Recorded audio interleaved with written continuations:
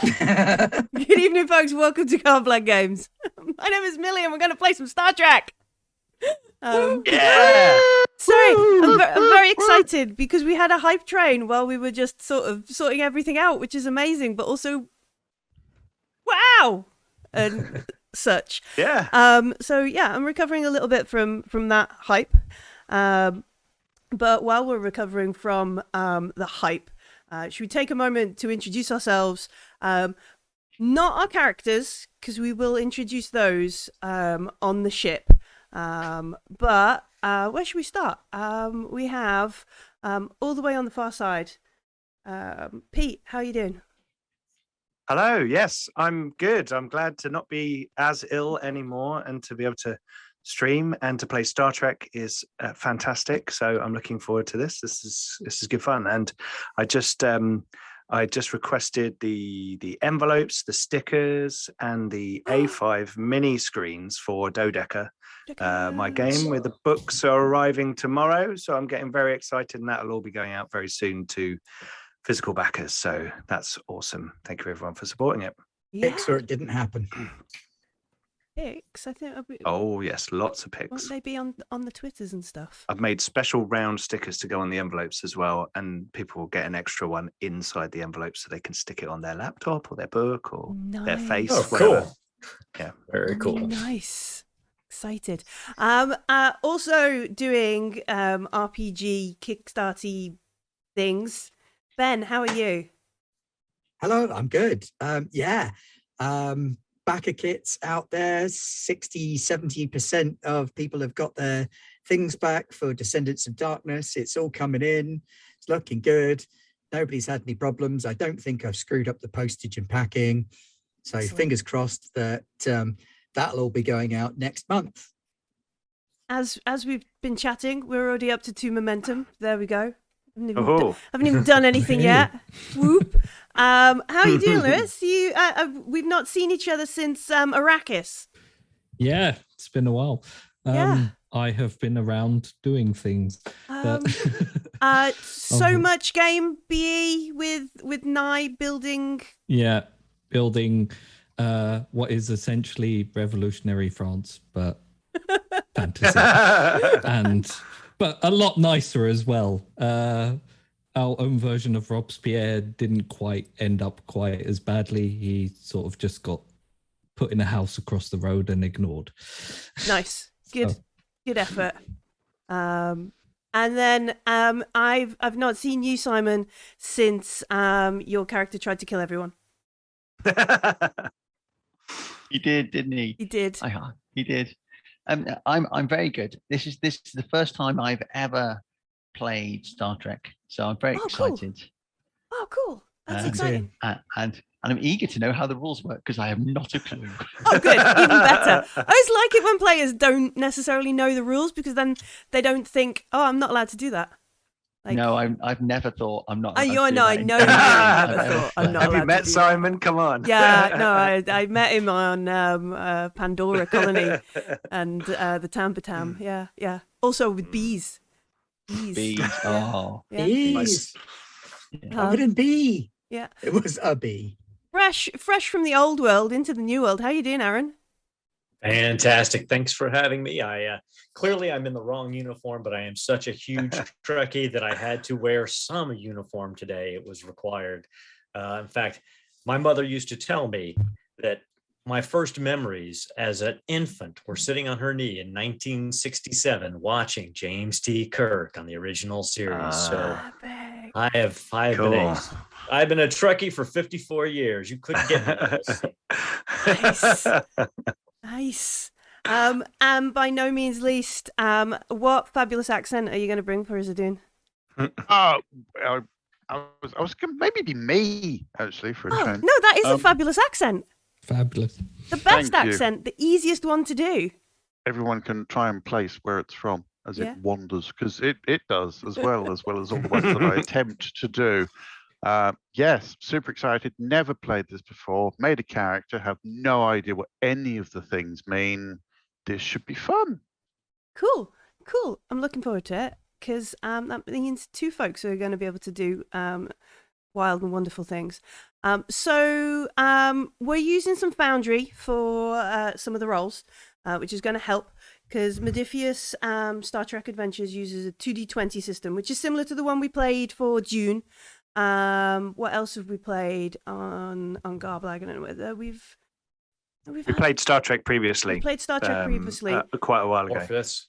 Yeah. Mhm. So Yep. similar in style to the June game we played, except we're using Foundry, which will help us do some of the putting the dice in the pools and that kind of stuff. You have attributes and disciplines, and you pick 2 of them based on what you're going to do. That gives you a number. We chuck a number of dice. If we get under it, we get successes. There you go. She's just done it. There are actually, and I was watching some earlier to remind myself, some very nice videos made by Modiphius, Sam explaining them very easily.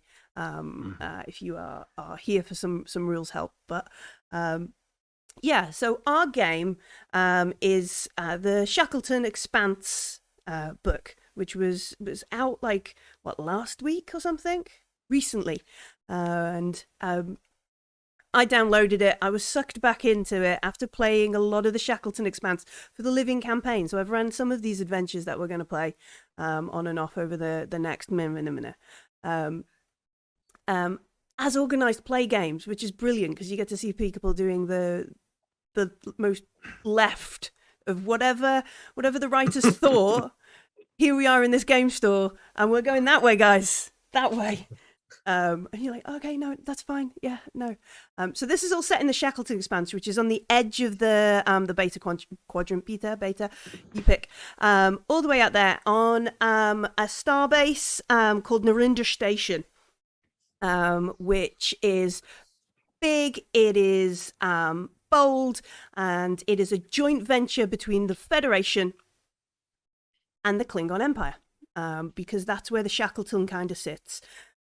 This big expanse full of strange phenomena and uncharted territory and pirates and undiscovered worlds, right on the edge of Federation Klingon territory, and also not so far away, out there somewhere, are some Romulans as well.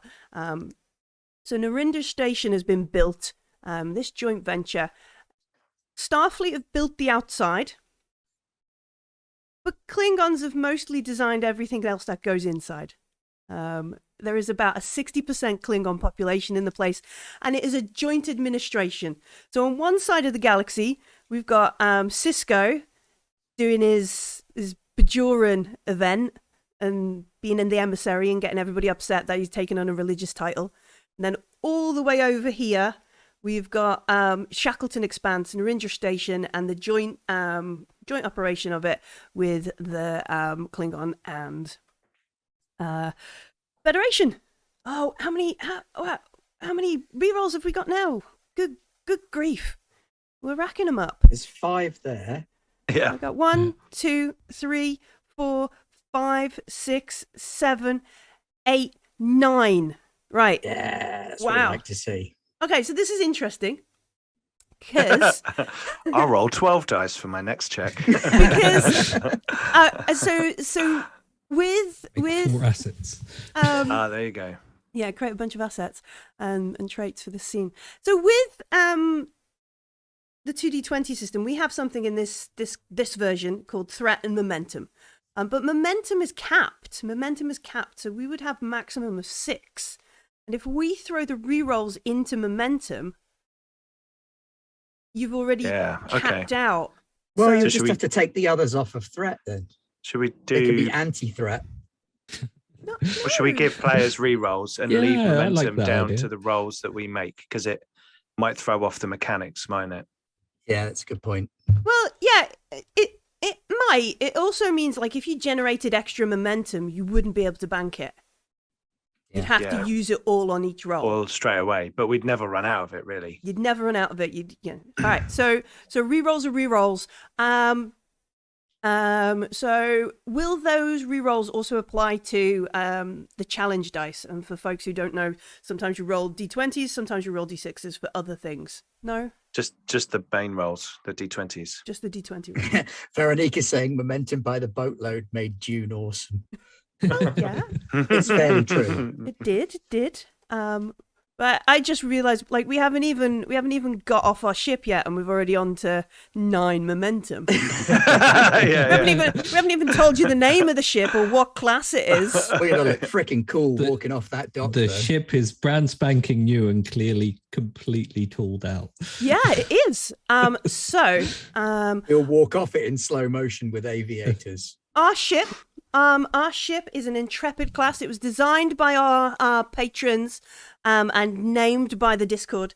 So it is an Intrepid class with a mission profile of Pathfinder and Reconnaissance. It has an improved warp drive, an advanced sensor suites, an emergency medical hologram for no reason. And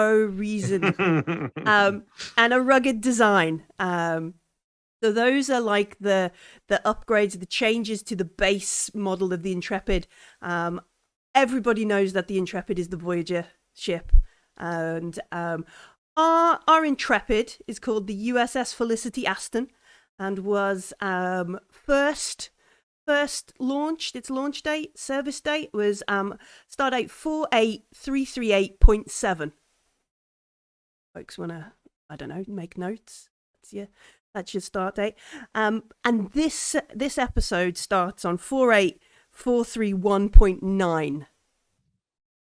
It's about a month later. For those of us who don't do star dates, it's about a month later. I've Just never under. understood star dates. I've got to admit, I love Star Trek. I love all of them. Deep Space Nine is probably my favorite. I still say that Picard is the best captain, but Deep Space Nine is the best series. But I still don't understand how star dates work. Yeah. There's an online thing you can just punch a star date Off in. the It'll tell you what the computer. year is. Mm-hmm. I'll let Millie tell me what it is, and then I'll just say it Yeah. when I'm doing my log. Yeah. Computer, how long has it been? Yeah. I should get a filter for my voice, shouldn't I? That's what it sound like, Michelle. The Magel Barrett. Yeah. Yeah, and that's That'd not be going a to happen. cool filter. So I'd yes, use that. stardate 48431.9. Our captain, as none of us here are, well, I'm the captain, but as none of our players chose to be the captain, we have a captain who is an NPC. He is Captain Matthias Whitmore. So stardate 48431.9. The crew and I have spent a month taking shakedown runs with the Felicity Aston. I must say she is a remarkable ship. I'm looking forward to taking her into the Shakelton Expanse. We should dock with Starbase. Let me get the proper number. Starbase at 364 within the hour. My crew have performed admirably during our shakedown run, and then the show will do that montage thing where it shows all the people. So who is the first character it would look at, and what are they doing? Anybody want to volunteer? XO. XO. Okay. That's Thenon, the Andorian commander, is probably sitting around on the bridge if the captain's not there, filling out forms and running through all of the relatively important protocols. Yeah. So somebody brings you a space clipboard, like in TOS, space clipboard. They bring it over and you look it over and sign Beep, off. beep, beep, beep. There you go. So Thenon is Andorian. How did they react around folks? Are they a very strict XO? Is everybody like following protocols? Is he chill? What is the atmosphere on the bridge like? Does have that sort of proud Andorian attitude, but Thenon is very much a team XO. He's gonna try and get everyone to do their best because that's how he thinks a team should be run. So Okay. It's a bit looser, but not quite Riker loose. Okay. Not quite sitting over the chairs backwards. Kind of. So what's your jazz I'm not- instrument? Piano, jazz piano. Okay. Oh, give him some room for character development. Come on now. All right, so the XO is on the bridge, checking over systems, checking over the protocols, and keeping everybody on task. Who was on the bridge with them? Anybody else? Science officer. Science officer. Up at the, where are they? No, that's up behind on the other side. So it's one of the side stations, isn't it? On the Voyager. Over on the other side of the bridge, then we have Relic. What do they look like? What are they up to? They have the classic, almost painted on pudding bowl-esque Vulcan hair, very thick eyebrows, and of course the classic pointy, not elf ears. Bit sallow. Doesn't get out much. That kind of cathode ray tan from the original series. Nice. Very, very intent, that very focused kind of Psylac look, staring at the sensor logs, running utterly necessary tests for the 6th time, because you never know. And protocol asks for 5, and I like to do just 1 more. Just 1 more. Logically, you should ensure you have completed the tasks adequately. Yeah. I must test everything, otherwise the captain may not be fully satisfied. And then do we pan? Where do we pan to next? Do we go up to a security station to see somebody over there? No, because I'm running through the ship. Okay. I'm doing a run. I'm going through the ship in a vest. Make a hole, kind of thing. Make a hole, but on your left. On your left. Yeah. Chief of Security, Alon Wiresh, joined Trill with a decidedly determined look to her face, running through the corridors, down past engineering, old Starfleet vest, spectacular hair pulled back into a really, really tight, serious bun with the Trill dots running all the way down. Is this a regular occurrence? Do people know? Like it is, 1500 hours. We should clear corridor 4 on deck C. Because off duty, ditch the uniform, go for a run, hit the showers. And why does Resh choose to run around the decks rather than a holosuite? Because it's also important to be seen to be doing it.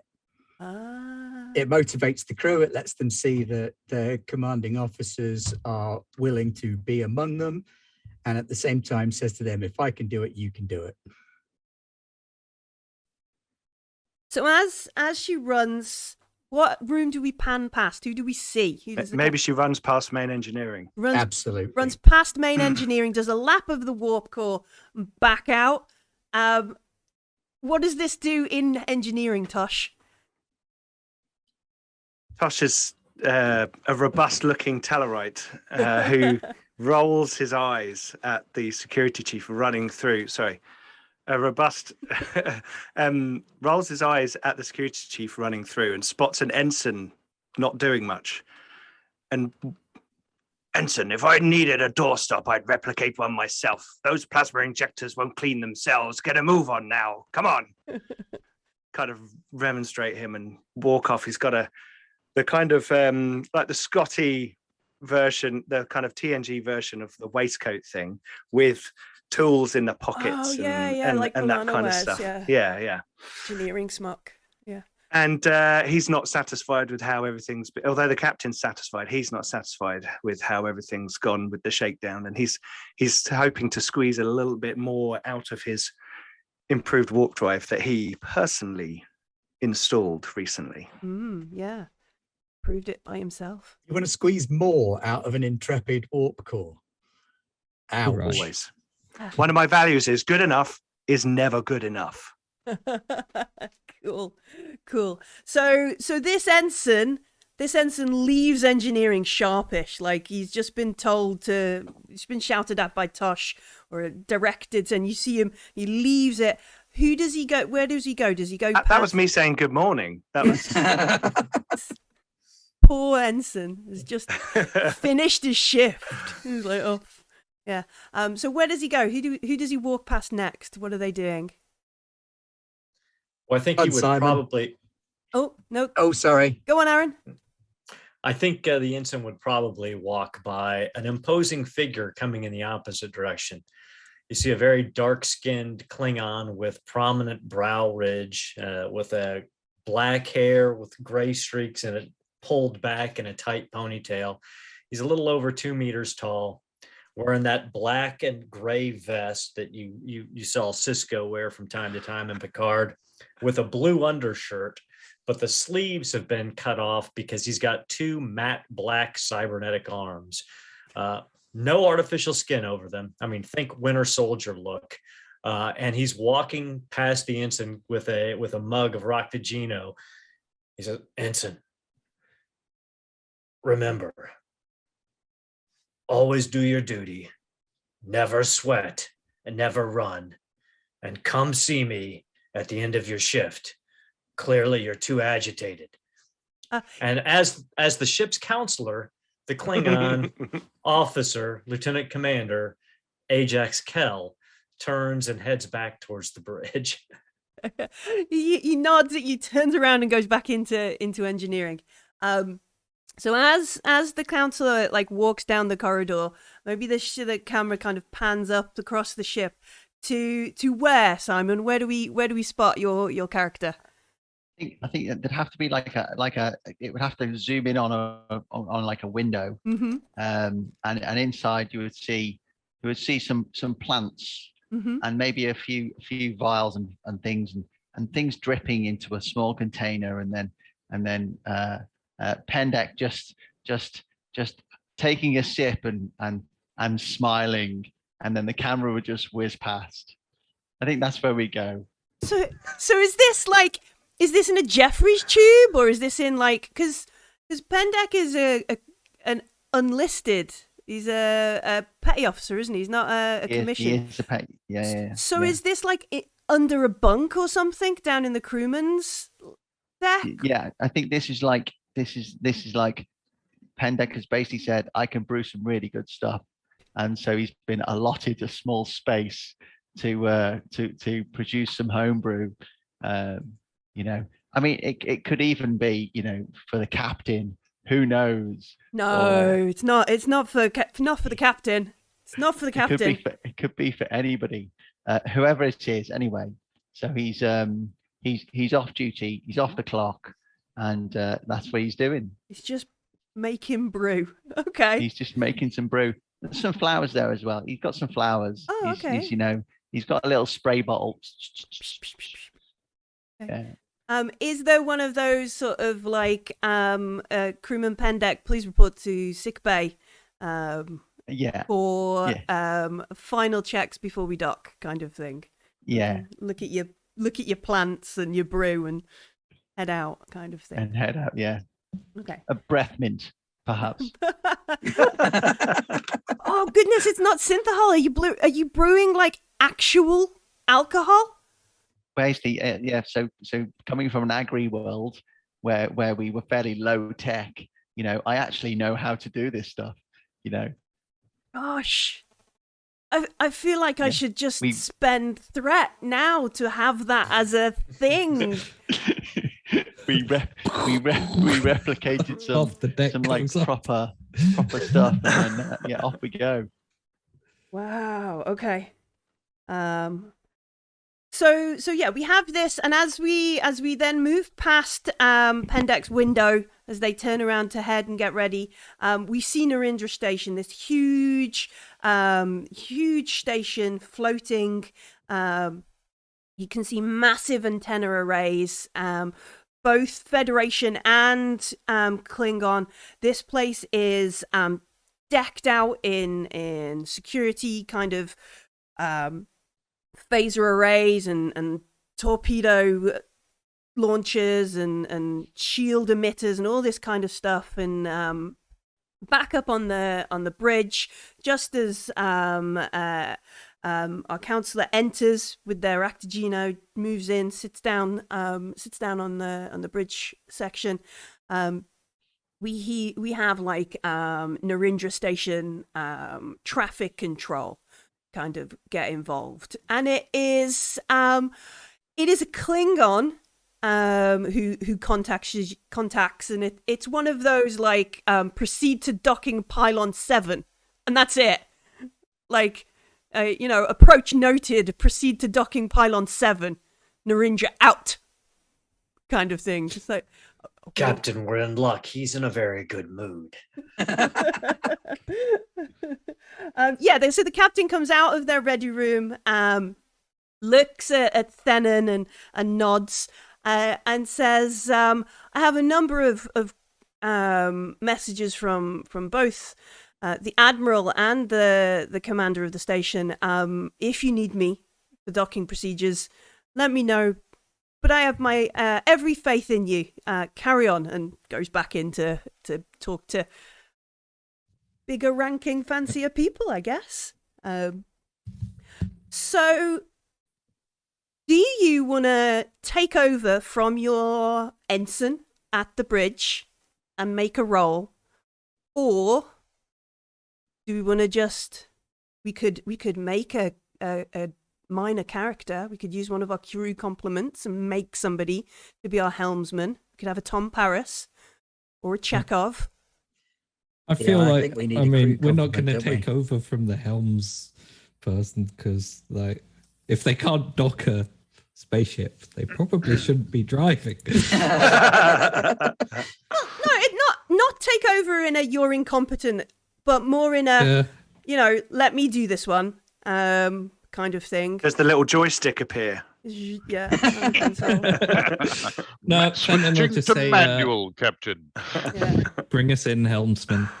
Or helmsperson. Helms down. Let's make the helms person. What are they? Let's make them a character. We use one of our crew complement on them because helm's important. All right. Precisely. Okay. So are they an ensign? Yes. Yeah. Are they any particular species? Do we mind? Have we got a Bajoran helmsman? Have we got a? Yeah, let's have a Bajoran helmsman. And do we have a name for them? No. If Twitch chat can give a reasonable name. No, well, that's not going to happen. Helmsman Okay. Helm's face. Oh, I was just typing that. If Twitch chat can come up with a reasonable name, shortly, we might use that. Torrin. Yeah, that's nice. Yeah, there we go. Helmy McHelm's face. Thank you very much. Oh, you're welcome. I was halfway through. Torrin. All right, Ensign Torrin. Corin to Ren. Corin to Ren. Corin to Ren. Oh, that's going to get gobbled. Maureen. Maureen, that classic Bajoran name. Oh, that is quite tempting there. Yeah. All right. So this ensign, they're going to pilot us in, and let's see.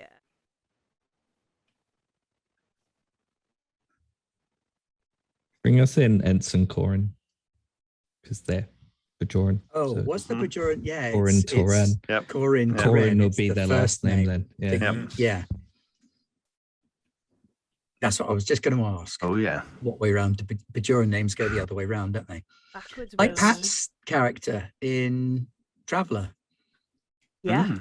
Kashaf Hawa. Hawa's her first name. Kashaf is her family name. Where are we? There we go. I like that. You there. You Take us in. You take us You're in. the pilot now. Oh, thanks. Thanks, Gov. I'll adjust the logs. We need an ensign or you. Protocol dictates I must scan all surrounding ships. So, Sure.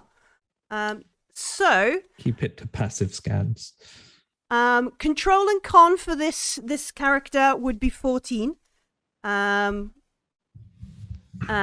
I assume they would have a focus in intrepid piloting. I assume they would have something like Yeah, that. Starship Focus. Starship focus, yeah. And probably the talent. Well, they don't get a talent. Oh, do they not? No, the baby ones don't. They just get The baby ones. Focus, the baby. Yeah, the they just get. larval Starfleet officer. Yeah. Don't even have values. They don't. So Don't yeah, crash the ship. don't That's crash their the value. that's their focus, not crashing. Focus. Helmy McHelm's person. So yeah, they would have 14, and their con would be 4. So anything below a 4 on this roll would be a crit. Good. And then they can be assisted by the ship. Oh, So let's see. who's rolling? Is the Can XO I rolling? also use a system with my advisor talent? Oh yeah. Whenever you assist another character using your command discipline, the character is being assisted may re-roll 1d20. Not that Nice. hopefully they'll crash the ship. You're That'd be a crash. great We entrance. crashed the Welcome ships. to the end of your shakedown cruise. Crash. Pilot straight into the space station. Yeah. Warp 3. Park it in the living room. I'll just sort of step forward towards the view screen and not Put your foot up behind on the them, chair but sort and- of Yeah, you next got your to foot them, space. Put my You got your put foot my space arm sorted. on the chair, like I'm looking out the view screen, going, "Oh yeah, we're gonna do fine." Gonna do fine. Taking the You're going to handbrake climb off. over the chair from behind. Yeah. Leap across the thing. All right. So I've just made a quick character sheet so we can roll. We can roll for Torrin. Do you want to give me some threat? Do you want to make them better at this? No? 2 dice is enough? Difficulty 2. They could park. Difficulty 2. Parking. Um, If Lewis, if Lewis aids, you get an extra dice, right? If he Yeah. succeeds his Yeah. aid roll. Yeah. All right. So yeah, Lewis, you make your command. I could just click on command, can't So you should click be the able to pick the Attribute 2. and the discipline. Yeah. So I? Perform command. challenge. Yeah, sure. and then it brings up a pop-up. Then you should be able to go whoop. 1 dice. No, you should have 2. You always have Oh, at least 2. Always starts with 2. I Alright. think when you but aid, you for- only get Yeah, when you aid, it's only assist, one. you Oh, get is 1 dice. Oh, okay. So you're like with the yeah. Okay. Yeah, I get I'm this just well. commanding them to do it and Make using it my so. talent as advisor. Sure. Yeah. All right. So you make your roll. Let's see if he gets a 3rd dice. Punch it. Punch it. No. Punch it, Jim. Oh, That's no. the wrong command. So we've done a challenge dice there instead. So do the other one Oh, instead of sorry. task. Perform task. Perform task. Yeah. There you go. Do. So we've got 2 successes on a. Mm. It's not bad for a challenge die, though. No, it's good. Yeah, no. Gonna save that for later. Can I save that? Yeah, no, that's everything, isn't it? There we go. 1 success. There we go. So he will get an extra dice. Yeah. Nice. And then he's using a focus. We'll click this button. How does he get us into? Oh, what? Ho, ho, ho. What? And the ship can also roll as Handbrake well. Turn. It Yeah, does. that's Yeah. a handbrake Yeah. turn into position. I feel like we do a 360 and the 360 is space for equivalent amateurs. of He does it. donuts. And then slide. Do you want to roll? Does somebody want to open the Aston's character sheet and roll? What would it be? Engines con. 1 dice with engines con to see if we can, because the ship would assist. Can't see the couch. I can't see the Oh, you cannot see ship. the ship. Is it not?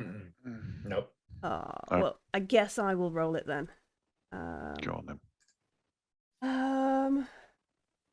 Alton, is that an NX bridge? It's an Intrepid bridge. I think it's the Intrepid bridge. Sim red alert. Oh. It's always Yeah, ready it's for danger. dark. It's the only alert I know. Yeah. Also All right. yellow alert. Intrepid engineering. So the ship succeeds as well, which is fortunate. So we get 6 successes above Wow. our. It costs 2 to do the maneuver, so we have That an seems extra excessive. 4 successes.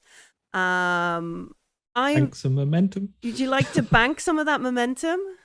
Show off with one of them, don't you? You can Yeah. if you want. Now we could show off with 2 of them and pull a 360 in both the X and Y axes. Yeah. I might have Yeah. words with you if you do. As the helmsperson's pulling in, I'll say, maybe switch to manual and try it that way. Just All right, okay. And any things. Okay, sure, yeah. Up, down, down, left, right, A, B, A, B. Yeah. Infinite lives. Excellent. Can you park it at the space station? Yes. What floor? All right. So yes, we dock successfully. We do not crash our brand spanking new Intrepid class ship into the giant space station on the edge of the Shakelton Expanse.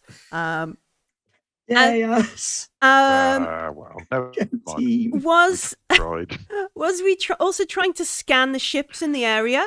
Is that what we were trying to do? Okay, cool. That is standard protocol for an approaching space station. Yeah. So, what would this be? An insight and then science for your sensors, perhaps? Unless Yes, why you've not? got a different thing, a different bargain to get what you're after. No, fine. Sure. Would this would be using the ship's sensors, I presume? Yes. So the ship can assist you with computers and Just my eyes. science. It means I can use my technical expertise whenever I attempt a task assisted by the ship's computers or sensors. I may re-roll 1d20, which may be Ooh. the ship's die, if necessary. Yeah. I also have that talent. That's very handy, that one.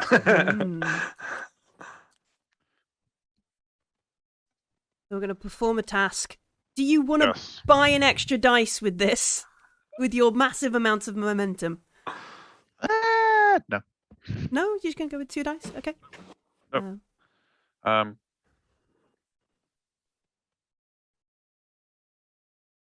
then, yeah, perform task. Do you have any focus that might help you do this? What are your... Well, this is I have both hazard analysis and Starfleet protocol, and Sure. so I'm claiming this is Starfleet protocol. Yeah. Tick the focus box, so it'll give you extra successes. And then Okey-dokey. make your roll. And then roll those D. Oh, so you get... I appear to have 2 foci that are the same. Am I supposed to change one of them? The ship gets a 1, which is a critical success for you. Wow. And I can re-roll one of my. You can re-roll D. your 15, yeah. Re-roll that one, see if you get... I roll 1. If you press re-roll results, it'll let you shift the dice in pool Okay. down to 1. Cool. There we go. So we Nice. get Successes. Excellent. 4 successes on 3 dice. Wow. Our ship truly is straight out of the shipyards, operating at peak efficiency. Sensors are working exemplary, XO. That Alright. last So- system sweep seems to have really helped.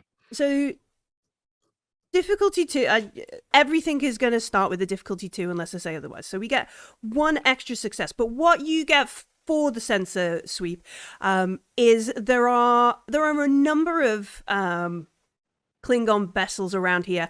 A few of them are running like a patrol sort of cap kind of around the station. And then there is an Akira class that's doing its trip around. And a Galaxy class as well.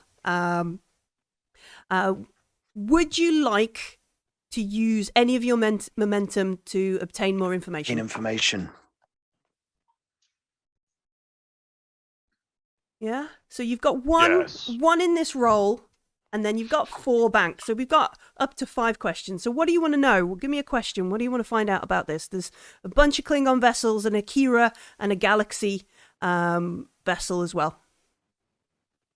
What do you want to know? I want to see if there is effectively anything out of the ordinary, whether any of the Klingon vessels look like they might be rigged for special operations, additional weaponry, overly large cargo pods. Okay. Stuff that's off book. So it's not necessarily... They're not necessarily over clock in. Like, they've not got extra torpedoes or phaser arrays or that kind of stuff. But you do see that they all seem to have augmented sensor arrays. Like, everything is beefed up and like dialed up to maybe 11 kind of thing. And so that was the one. That was the one. You've got another one if you want to ask, or do you want to bank your last momentum? You can ask more things. Can I call over the XO and Yeah, you show can have them it. the readings? You can have a chat. Yeah. Theron, I have, as protocol dictates, analyzed the surrounding Klingon ships. They seem to be highly focused on their sensor arrays. Is there anything else you would like me to check? I'll say good job to Ensign Corin and walk over to Grelic and take a look at the sensor readings with you. I very there deliberately anything don't else? have any chairs next to me. That's fine. And then it's fine with looming over you. What goes up on the console? Backwards. The look at it. Yeah. I don't know. Do we want to ask any more questions? At the moment, the Klingons are our allies in this, and taking too close a look at what they're up to seems Maybe can we identify? like we're a bit suspicious of them. Can we identify the Klingon flagship's class and, based on that information, extrapolate the likely commanding officer? Might give us a better idea of its mission profile. Is anything damaged as well? Any of the ships got any visible damage on them? That kind of thing. Options. Right. We're going to spend 2. You want to know about the Klingon one, and then we want to know if anybody's damaged. Yeah, sure. All right. Just throwing out ideas, Yeah, no. it's we'll I'm fine. not there, so I should probably shut up. No, I think it's fun Good to have a. engineering question, though. I like that. Yeah. It's good to have a people conversation. Maybe Tosh comes up onto the bridge at that point. Saunters Just in. wants in Tension and, level like, rises.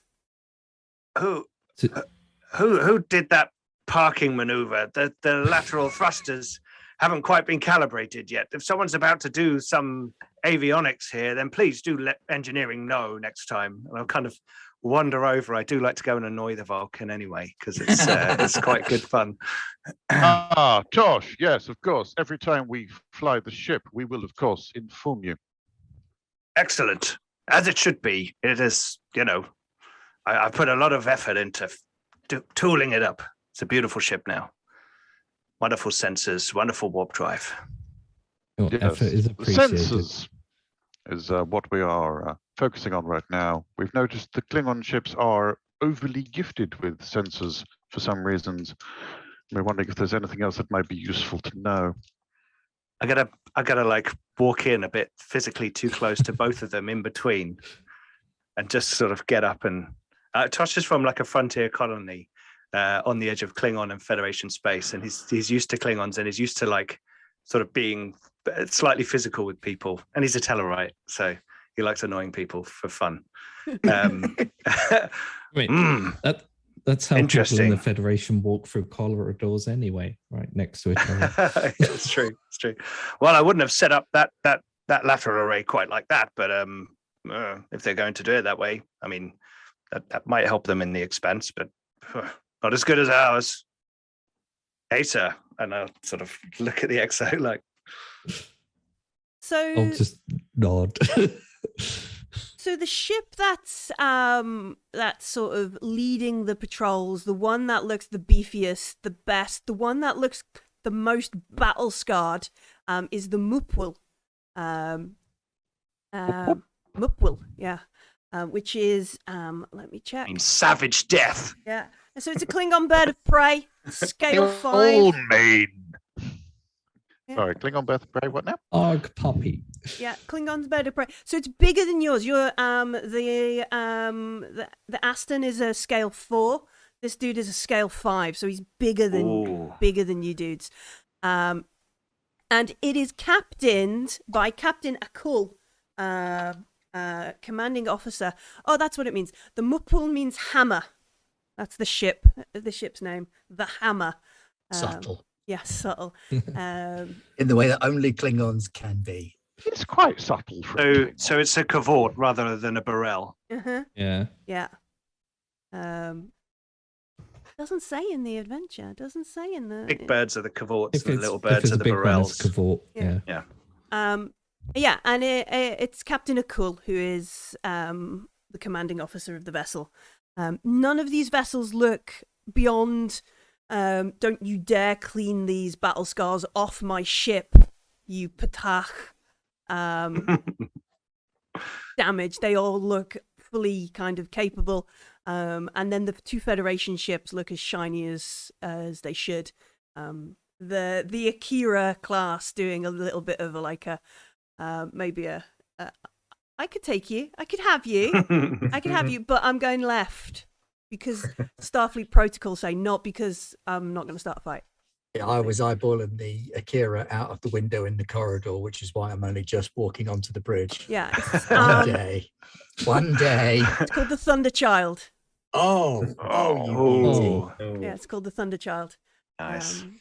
I'd like to request a transfer.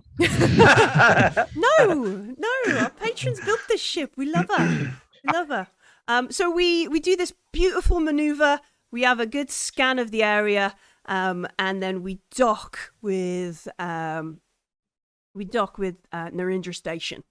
The captain comes out, pats Ensign Torrin on the shoulder. Good work, Ensign. We'll look forward to seeing more of that once we're in the Expanse. Thenon, I have a number of briefings to take care of today. I believe the station engineer is going to meet us. Yourself, and he looks over like Tosh, excellent to see you. Captain. The station engineer has a number of upgrades to our sensor arrays and systems to carry out. Well, I doubt that very much, Captain, but I'll do what I can. Well, no, Tosh. Starfleet is well aware we've had a long shakedown run. If you don't mind letting them on board, everybody can have a few days of shore leave. Of course. But obviously, I'm not going to tear you out of the ship if you'd prefer to remain on board. I would rather spend more time with the computer and the encyclopedias, Captain. Indeed, if that is how you relax, Grellic, I'm happy to have you on board. I do not relax, Captain. No, I'm aware of your. I think there's something wrong with his uniform, Captain. It won't let him sit down. Yes. Seats are unnecessary. Ajax breaks out laughing. He's like, he's right, Captain. The Vulcan is way too stiff. He won't even come for his counseling sessions. They are irrelevant. No. For this mission, they are mandatory, Grellic, I'm afraid. But I must head off. As you were, and he heads off. You see him walking off. Maybe some sort of paperwork ensign follows him out the door. Harry Kim, when am I going to get promoted? Down the road. You're getting replaced with parallel universe you, and we're never going to talk about it again. Yeah, man. Oh. But here's another disease you could have. Take that. Have you met this woman? By the way, she's evil and wants to kill you. So yeah, there is already, you can see itinerary from Starfleet Engineering coming, who want to come aboard with this crew and come aboard with that crew to refit this and upgrade that and take details of this and do that kind of stuff. So it's I was worried it was going to be a Klingon engineer for a minute there. Thank God for that. No, we're allies. We're not proprietary we don't knowledge. Let them touch the ship. Oh, yeah. Not proprietary knowledge. So there's a choice whether we diverge. Everybody's welcome to stay on the ship and take part in the upgrades, the repairs, and the maintenance, or you can leave it to the engineering crews and go and explore Narendra Station. I will remain on the bridge for to aid the integration of the new systems Yes. and oversee engineering. Okay, so And then I'll stay on board for the same reason and Sure. to schedule the shore leaves and engineering crews. No need, Exo. Taking care of that for you. And I shall present Thenon with a pad that's got a rigorously scheduled sequence of shore leave rotations that takes people out of each department sequentially and makes sure that there's always someone on ship to do the right jobs in the right place at the right time. And then I'll add Ajax, a slight bit of leeway on it. Then clear it. And what does our counselor think of this? he looks around, looks down at the schedule. He's like, I'm going onto the station. I'll be mingling with the crew. I'll come back before we leave. And then he just turns and walks away. He considers himself somewhat outside of the chain of command. He doesn't even wear his rank pins on him. He just walks out. Just walks out. Nice. Excellent. And what is Pendak doing? Bottling up Pendak- some brew to go and sell? Pendak. He's going to Pendak sell his has a, hooch on the station to Klingons. Pendak has his medical bag. No one ever checks the medical bag. And Pendak is going to go see some Klingons on the station. Okay. And he's going to acquire some medical supplies Mm-hmm. because I don't think we have enough Klingon-style medical supplies on board our ship. You mean a welding torch? I mean, they've got enough biological redundancies. They don't need medication and that Yeah, kind of stuff. it's a welding torch and shouting. No, All right, so you want to go and go onto the station, have a chat with maybe the Klingon medical crew and that kind of stuff. Yeah, All right. yeah. And how about Tosh? I hate myself because the Vulcan is staying. So I feel like I should stay to keep an eye on things. But I am going to leave my Lieutenant Junior grade in charge as a development opportunity for them.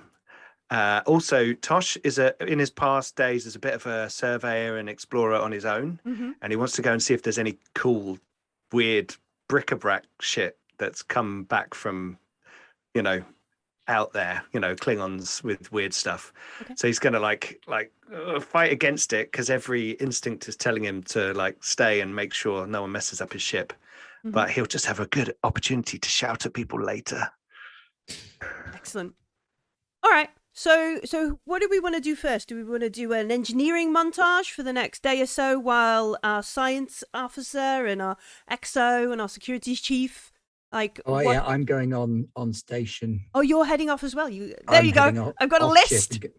Bye. First name on the rotation.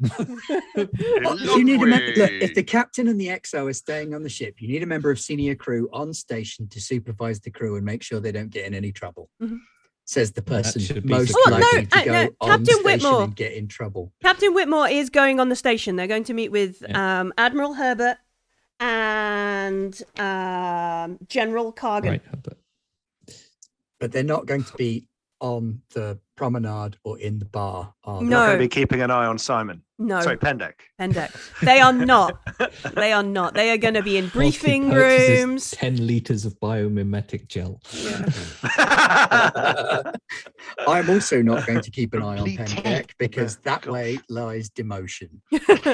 All right, so we have Thenon and Grelic on the ship, overseeing everything, and then our other 4 crew are heading off. Do any of the station-bound crew meet up with anybody else, or are you all for directions across the ship? What is the plan? I don't know any of the other crew going on because I'm just like a low-level crewman. Chief. But I don't think I've ever met any of the other. No, I think you will have met the counselor. Definitely. Ajax Kell is definitely aware and will actually be keeping a discreet eye on Pendak for his own reasons. I'm probably, if the Klingon is okay with it, I'm probably going to try and hang out with the Klingon a bit because it's what I used to do in I imagine Pendak's name has come across my reports more than once in the past for disciplinary reasons. I'm like, yeah, Tosh, we'll have some fun. All work and no play, as long as we get the job done. And keep an eye on that one. You like the guy with the medical bag running onto the station. Pointing right at Pendek. Who's that? He's a crew member, an interesting sort. I don't Are have we much to do with beaming the on medical station, stuff. They Millie, just or are poke we and prod walking you a out bit through the too much, door? if you ask me. I can't say that he's got a lot to do with the medical staff either, but let's see what he's got to do with the people on this station. No, we're walking off. We can dock with We're doing a diagnostic of the transporters right now. Anyway, we're docked. We don't need them. Josh has said no. And Chief. It's a bustling station. It's huge. There's it's probably for most folks like the most Klingons you've seen for a while, except we seem to have many folks who have come from Klingon backgrounds, so perhaps not.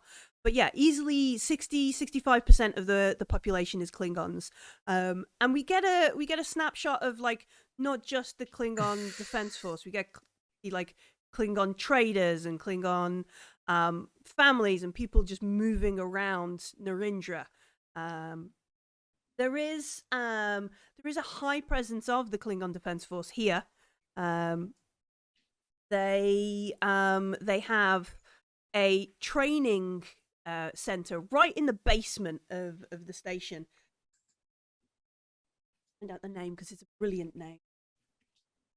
Saw it when I read about this in the book. I was like, oh, I can imagine when we come back, people are going to be going there.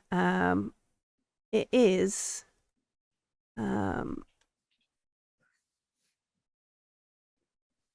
Is only for Klingons. Is where are we? Scoot.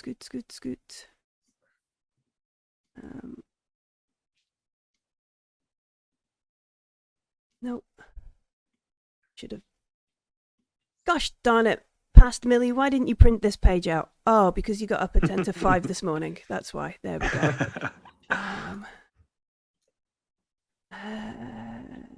that it? No.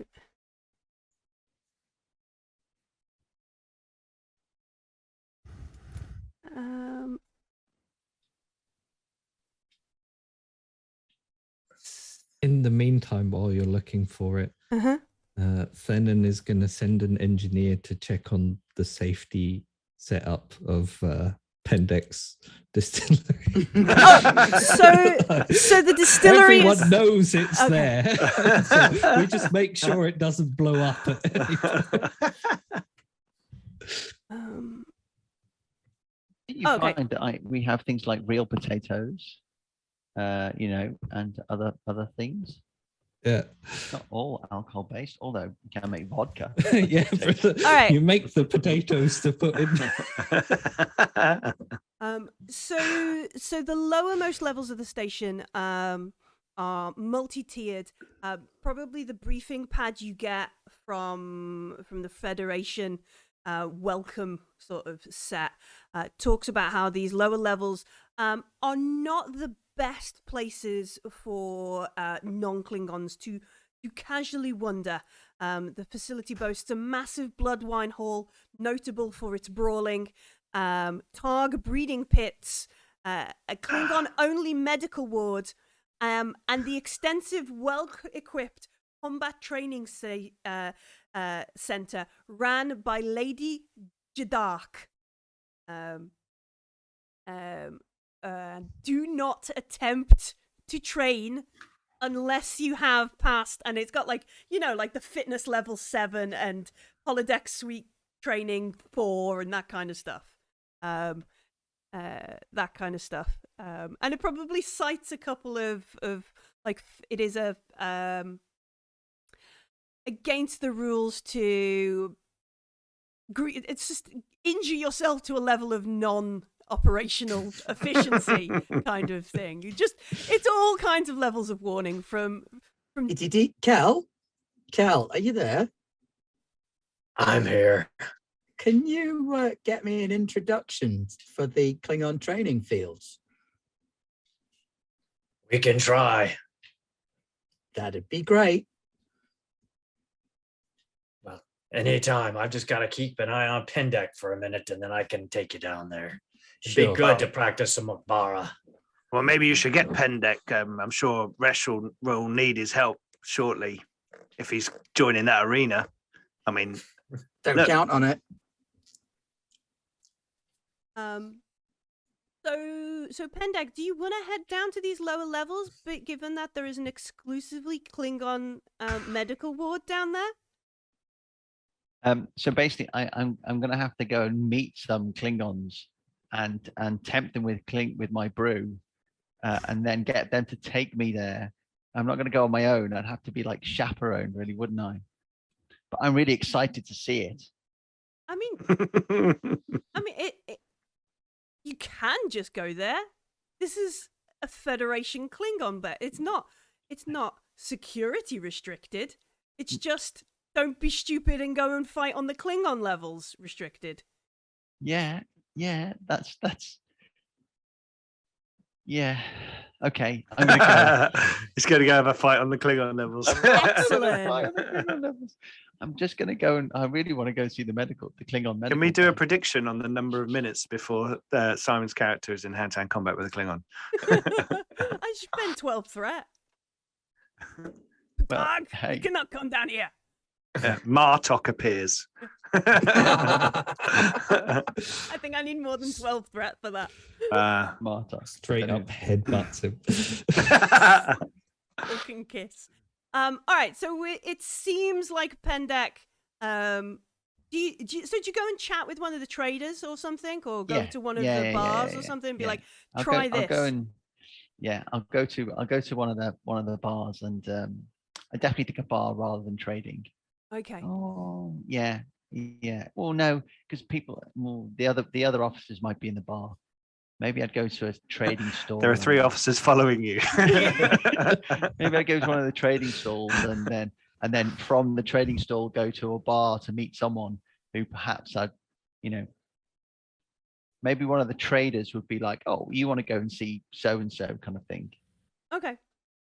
So you see this stand, and he's making like Raktajino, I guess. He's just like it's a car. He's got like the kit on it, and he's extolling the virtues of not this replicated Raktajino. You've never tried Raktajino till it's made by the sweat of a Klingon, kind of thing. And people are like, yeah, whatever, just give me through, kind of thing. Sweat go in the Raktajino? Yes, that makes it better. Yeah, That's why it's better. Federation replicators don't do that. Real Raktajino with ingredients fresh from Kronos this year. Fresh this year.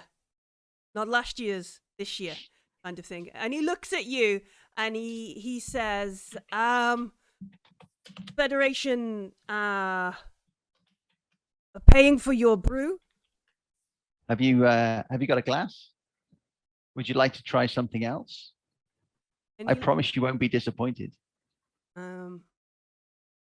Signed, possibly, but not disappointed. It's probably not enjoy replicated. that. Looks at you with like. It's not replicated. So he takes a cup that's been in like this bucket of water. The water might have been clean at some point. Yeah. He takes it, he shakes it, so this splatter of water goes all across the floor. Yeah. Sort of wipes it with his brown-looking apron. That's probably also what he. Then I don't know. And offers you out this big tankard-looking thing. He says, "What have you got?" I shall hold up my bag. Yeah. And then I'll hold my bag over the glass, and then I shall push. Box wine. Inside a medical briefcase. And then I shall push. Got like a little I shall button. push a little button on the end, and a little thing. At least it's not a wine bra. And it will and I will pour some brew into his tankard.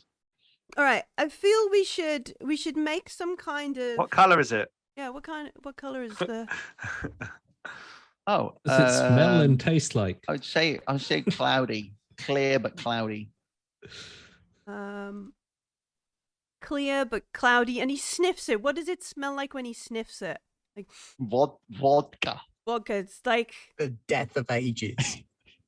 I would say somewhere between vodka and absinthe would Pain. probably get you there. Smells of pain. all right. Make a. I think this is definitely some kind of daring roll. Okay. Definitely. And it's your call. Either, I guess it could be some sort of command roll to get him to buy into this. Drinking this is not just you've. I think it's about quality, isn't it? Well, okay, a command roll. Or Command roll. what Yeah. are you going to argue the other way? Because we could maybe say it would be science. I was going to go Daring and- straight. I was going to go straight for trade farmer, frankly. That's your focus, and we could say that would apply here to making moonshine. I'll definitely give you that, but we need a discipline for it. What's our discipline? Okay. Well, it's definitely medicinal. Oh, okay. So it's Simon, did you really take trade farmer? yes. One of his focuses is trade farmer. Excellent. Yeah, and he's actually managed to use it in the first. Right. first mission. So I've gone. So I've got I've ticked daring. I've Yep. ticked medicine, Yep. Mhm. And then click Right. perform task. Perform task. and then click perform task. Yeah, and then when that pop up comes up, you want to click the focus button because trade farmer making who. Using focus. Yeah. And do you want to spend momentum on buying an extra dice? No. You I can don't- if you I don't- want. I don't. Do I? I don't know. Do I have momentum? We have We three. have, don't We we have have three, so you momentum, so spend there's a from that pool pool. Okay, of because mo- none of the officers are here, so they won't know I've done it. So yes, let's spend the momentum. All right. that. Um, Wait, because Yeah, I think I might like to spend some threat that's to okay. possibly up Ooh. the complication range here. Okay, So I'm that's gonna fine. spend some threat on the chance, Just the one? just the one, just for now, just in case. Yeah. I can handle it. You I, sure? I'm going to roll really well. I could spend like 2 more and up it by 2. I'll be my guest. Oh, okay. Look, Oh, oh okay. no, there we go. Extra. Yeah. So the threat So, range. so where it says number of dice in pool is 2. Yeah. So does that if I spend Goes to them- 3. it goes to 3. So I just Yep. slide that Yeah. up. Yeah, And then complication range is now 3. it's now 3. Okay. Standby transporters. Yeah. No, there's a diagnostic running at the moment. I'm using focus. I mean, I've got this in the bag. So then just hit roll dice. Yeah. Yeah, it's difficulty 2. Oh, God. I don't know what that means. Oh my word! Oh! Did I just bust that? No, I think I find. you No, did- I meant as in I did As really in well. Lost Yeah. it. Yeah, bust it. All right, so difficulty 2, and you got 2 extra successes. So you could now create like a thing. Market. A thing. You could Ooh. spend your bonus 2 momentum on like Pendex moonshine being like a thing this Klingon wants. I think we can do that. Index potent potable. I think we can do that. Yeah. Yeah. Okay. So this Klingon who makes Raktaginos on the Galleria level of Narendra Station sniffs it, wrinkles his nose a bit further, looks at you, and quaffs the whole thing back in one go, just like what you would normally maybe just do as a shot or two. Yeah. I wouldn't have that much. Yeah, he just quaffs it back in one vicious kind of stuff, and you see him for a minute, like look. And he goes, "We will take it all. How much do you have? Come with me." And he puts his big arm around you, like you haven't got a Yeah. choice. Puts his big Yeah, arm yeah, around yeah. your shoulder, and he starts walking toward like a turbo lift. Turns around. Do you speak? Do you have? You will have your translator and everything on, will you? Won't you? Yeah. Turns around and he shouts at somebody in Klingon, which is essentially like, "Oi, get on the car!" kind of thing. As he there's a road that person running by then, yeah. So yeah, get on the cart, watch the cart, kind of thing. And scoops Pendek off into the turbo lift. That's going to take him down to the bowels of Narendra Station. Thenon, Relic, How's the refit going? We are Smoothly. processing the engineering crew and the Mhm. experts that have come on board from the station. Hmm. Obviously, they've had to file the proper paperwork before we could let them commence their work. Yeah. Turns out these folk have not done the bioneural gel pack training sessions. Well, then they're going to have to do that before they start. Yeah. Come so- on, bound to holodeck 2. Yeah. They were not prepared for, even though they knew an Intrepid was coming. So it wasn't sounding triplicate. So they and it's just going slowly. Like, it's exhausting, annoying kind of work as you feel through everything. Do you abscond at any point, or are you happy to stick around? Because with you I watching, love the minutiae. they will inevitably do this quicker. But without you watching, who knows what they'll get up to. Let's have well, yeah, no, you tell me, what are you doing to make sure they're sticking on track or keeping in step or doing the right jobs in the right order, given they don't know how to handle an Intrepid?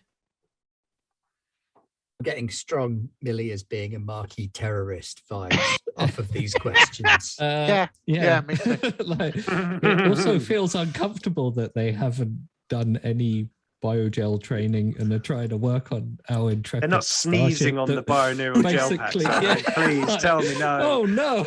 At this point, Things I have think gone in this horribly Stardate, wrong. there are only like 2, maybe 3 Intrepids in Yeah. the whole fleet. Yeah. So they There's might the be. 2V. There's 2 Vs apart from Voyager. There's like a Vindicator and a Vengeance or something, isn't there? I think there is just Intrepid and Voyager and Aston. Those Okay. Those are the 3 ships at this Stardate. Oh dear. It's a, Yeah. So bioneural safety gel is basically yeah. do not lick the bioneural gel packs. Yes, the Yeah. mandatory training does not actually take very long. You don't know how to use this. Please don't touch it. Don't leave it alone. Okay. No, Fennon's gonna assign an officer from the ship to each work crew. Okay. Well, not necessarily an officer, but Crewman. personnel from the Yeah. ship that are still on board to each work crew to make sure that any problems they have, they can relay back to us through them I Mhm. or believe solve on Tosh site. left behind their engineering lieutenant Mm-hmm. Mhm. to oversee the work. I will be overseeing the lieutenant. Every detail. And I'll oversee everyone. They're bloody good. So Yeah. don't worry. They're good. Okay. They'll have to deal with me after if they're not. Cool. So it's a very busy. Like we see Thenon with their space clipboard. I love those old things in TOS. The space clipboards. I wish they still had them in next gen. Well, they do. They have the little tablet things instead. It's the not quite pad a space things, clock. yeah. But they're No, not it's that not thick. the You know, they're not, same. you know. Yeah. Big space clipboard with a big light on top. With a That's what I big want. stylus. Yeah. Beat someone to death with if you had to. Yeah, I want a space clipboard. Oh, yes. So we see them going around the decks, around the ships, maybe pointing to people, being like, "Don't lick that one. Don't do it. You need to use the proper tools." And then we see like Grelek in his blue uniform, standing in amongst this hive of yellow shirted engineers running around, going, "No, Do not run. Running is against protocol. running might hurt yourself." Do not run with the gel packs. Oh, there's the Bellerophon. Filling as them well. is against protocol. No, there isn't a Bellerophon in our timeline because you are the Bellerophon. Oh, I see. Ah, Ah, oh There's- dear. there's no Bellerophon. Yes, although- I'll have their work manifest and the plan Mhm. of what they're meant to be doing and be kind of hurrying along, going, "This is not meant to take this long." Oh, that you must be on schedule thing. The terrible part of Lower Decks. Anyway, sure. All right. I've got a very large countdown. It's the only thing I've got on my slate. Very stressed engineers looking at you, terrified. I look utterly calm. I'll be dealing with all the engineers that come up to complain about Just got a desk. No, I know Grelic can be hardcore, but he really wants the best for the ship. So don't worry about it. Get back to work. Okay. So there's this wonderful kind of just moving people, just moving left and right, people busy at work. We saw Pendek go down into the lift, down to the lower levels of Narendra. Dizar... And he was never seen again. He's never seen again. Roll a new character. Spend 9 threat. Do you follow him down, or does Resh... do you direct them somewhere else? Tosh, are you just happy to kind of sail with the wind? What's the plan? Well, Ajax would look at that and go, "That's the trouble that we need to stop on this station while we're here." And he moves off to follow Pendek down, regardless of what Resh and Tosh do. But if they're heading down, Resh is going to have to head down as well, because I'm responsible for crew discipline. Mm-hmm. Okay. Sounds like too much hassle. I'm thinking about going back to the ship. Okay. But no, I'm quite interested in this station, so I'll keep going and I'll be grumbling as I go. Right. So And ensigns shouldn't be allowed off of the ship, really, should they? In these kind of situations, they have no idea what they're doing. It's clearly dangerous mixing with these Klingons if you don't know He's not even an Klingons. ensign though. He's like non-commissioned. yeah, non-commissioned. I didn't even see the rank or anything. I just saw a We Just person. assume that wandering everybody off. below you is an ensign. Yeah, you know. If I don't know them, they're an ensign.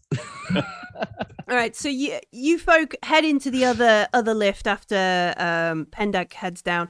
Pendek, you are escorted by our burly Klingon, and he basically marches you to like the blood wine hall. And this, whatever time of day it is, full like drinking, you know, as you head in, there is just like racks with mugs hung up, Klingon singing and operas, and then there's a scuffle about whether they're singing the revised opera or the original opera, and which one is the proper version of it. Of course, it's about 3 lines changed, and one of them is like whether Kalis stabbed them with one end of the batleth or sliced them in half with the whole bat. That's it. That's what they're He arguing was about. sliced. Yeah, there's that. They were stabbed. He was sliced. And then just fights. And like the staff who are there, the Klingon staff who are there, when the fights break out, they don't necessarily stop it, but they do just move the tankards of blood wine back. That kind of thing. Like, we don't want property damage, but we don't care about you, kind of thing. We want to watch the fight, Yeah. and we don't want property damage. Yeah, we have to kind of. The floor is sticky. You're not sure whether it's blood wine or blood. There are over in a corner. There's probably like red-shirted Starfleet people just sleeping, like, oh, this was too much for me, kind of thing. That sort of stuff. And as you are sort of brought through Pendek, he brings you up to like these Klingons who are sat around the table, and they're all like singing and chanting and that kind of stuff. And there's some sort of beast, which we would know as a Targ, like sleeping on the floor. And every now and again they sort of feed it something, and they laugh at you. They laugh, and then they realize like this person has brought you in as not a joke, kind of thing, as he's telling them, this human has brought, this Starfleet member has brought something. It is delicious. We could add it to one of the blood wine barrels and charge a premium. The others look at you and look at him and like, I knew your mother was Pop Ferengi. And it's, there's a whole bit of fight goes on, bit of banter kind of happens. And then it's, fine, give me the brew. And he necks his blood wine and holds out this this tankard for you. Do you say anything, or do you just? I think I'm just like, oh shit, kill me. oh shit, oh shit, oh shit. I shall I shall hand over the bag to the Klingon that dragged me here, and say, what do you want? You know, all right, I'll pour some into his glass. Yeah, it's big, ugly tankard. Not a Okay. glass. I'll Don't do put something. glasses. I'll put some into his He's big. got this mental image of a Klingon holding a dainty little I'll sherry put some glass. into his big. I'll put some into his big. I'll put some into his tankard. Yeah, like that, exactly like that. It's a Klingon glass. So you pour it in, and that's what our command staff see as you walk in. This burly Klingon is basically like pushed Pendek forward, and he I've just seen your eyebrows. That's awesome. Pushes him forward, and he's like pouring something out of his satchel or his bag into a Klingon's cup. That point, Pendek, you feel a heavy cybernetic hand fall on your shoulder. Pendek, I'm surprised to see you here. I'm not. Hello, counselor. I'm just trying to get myself into the medical bay. Well, I can take you to the medical bay, Pendek. No, the Klingon one. Are you trying to do that by getting severely beaten up by Klingons? I think these Klingons are going to put you in the medical bay, Pendek. No, I don't think so. I think I'm getting on all right with these guys. Well, Pendek, why don't you toss back one of those blood wines and we'll all sit around and watch your little discussion with them. I'm sure there's nothing that you're doing here that's against regulations. Mission first, Pendek. Absolutely, counselor. So the Klingons are all watching this like some sort of. Are these Federation folk gonna fight? Like, pull knives out. would you like my dictator to have a go? Why would these Klingons want to drink something this little human's brewed anyway? And the Raktajino seller turns around and goes, "No, it is worthy of a warrior. It is a warrior's drink." And he gestures to the guy who is with the tankard who drinks it. He knocks it back. I am loath to make rolls for me, but let's have a go. I think this chap is going to make a fitness. And what do we reckon? Fitness and con? Yeah. Like con. I'm trying to work out which discipline would it be. Would it be fitness and medicine? Security. It'd be security, surely, because it's about being tough. Oh, okay, yeah, fitness and security. Surviving. Oh, he's good at that. Can we? I spend have momentum? no ulterior motive in suggesting these dice rolls. Can we spend momentum to make it harder? Ooh, can you increase? You can introduce a complication. Yes. You wanna spend some momentum to complicate things? I will spend. No, I won't actually. I think whatever happens here is going to be hilarious. Oh,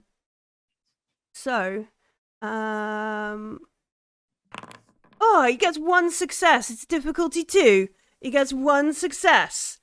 So this Klingon knocks it back, and you see him sort of blink a bit, and then like the targ moves, and that just sort of topples him, and he goes down.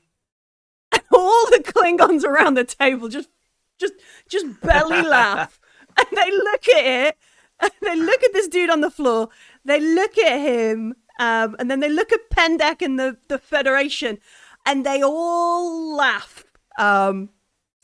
Just belly roars and hilarity. The other guy on the other side of the table is like, "I will take one." And shouts go out. Everybody wants to drink this Federation drink. I'm going to lean over and sniff the blood wine, as in kind of like they must be drinking really weak blood wine if this guy's, like good blood wine. I'm going to pick up the unconscious guy's cup and put it down in front of Pendek and going, go on then. Hit me.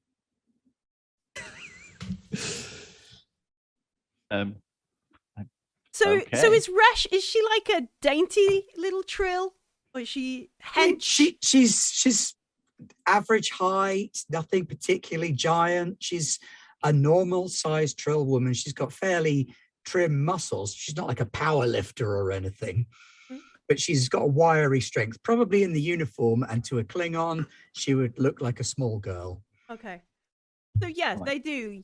Yes. She's shorter Yes! than Dax, for example. She Ezra size, that sort of height. Yeah, sort of Ezra sized, a little bit more heavy set. Okay. So they're like, I- yes, give it to the girl. That sort of stuff. Okay. Give it I to shall- the trill. I shall- I Make shall that put worm some- drink, that kind of stuff. I'll put some in the cup. I'll put some in the cup. As soon as I put it in the cup, I shall turn to the trader guy Mhm. and I shall hand him the rest of the bag and say, a gift from the Federation, and give it to him, the whole bag. Okay. You will Right, take because- it. And then I'll look at and then I'm going to give the council a look and a big smile. Right, how do values work? What are your values? Well, the one I'm looking at right now that I think works is fortune favors the bold. All right. So you can strike that value out and set a dice to a 1, which would give you 2 successes straight off before you rolled anything. Okay. But you can't use it again. Then. Yeah. That value goes Oh, can you not? away. I won't Yeah. use it in a drinking Ever, contest ever. then. That's Um, You can recover it, but it's not. It's yeah. I mean, Gone for the let's scene. be fair. All right. So it's fitness and security, and I have survival as a focus. Use okay. the momentum to get another die if you want to. So I Yeah. click perform task. Hang on. So you want to use? Perform task. Yeah, and then it's going to throw you up. Do you want to use a momentum for a third dice? I will use a momentum for a third dice. Difficulty 2. I would like to spend some threat and increase that complication Oh, range. just the one. Just the one. Didn't work earlier. Didn't work. I didn't catch So the Simon. complication range will be 2. Yeah, the complication range would be 2. So basically, if you roll a 19 or a 20, on the 19, die. like that I one. Did roll a 19, like that one, Oh, but Yeah. I have a reroll. Oh, okay, so you're gonna I only brought re-roll one medical bag. re-roll everything, or ditch your 2 successes. If you use your re-roll, you have to re-roll everything.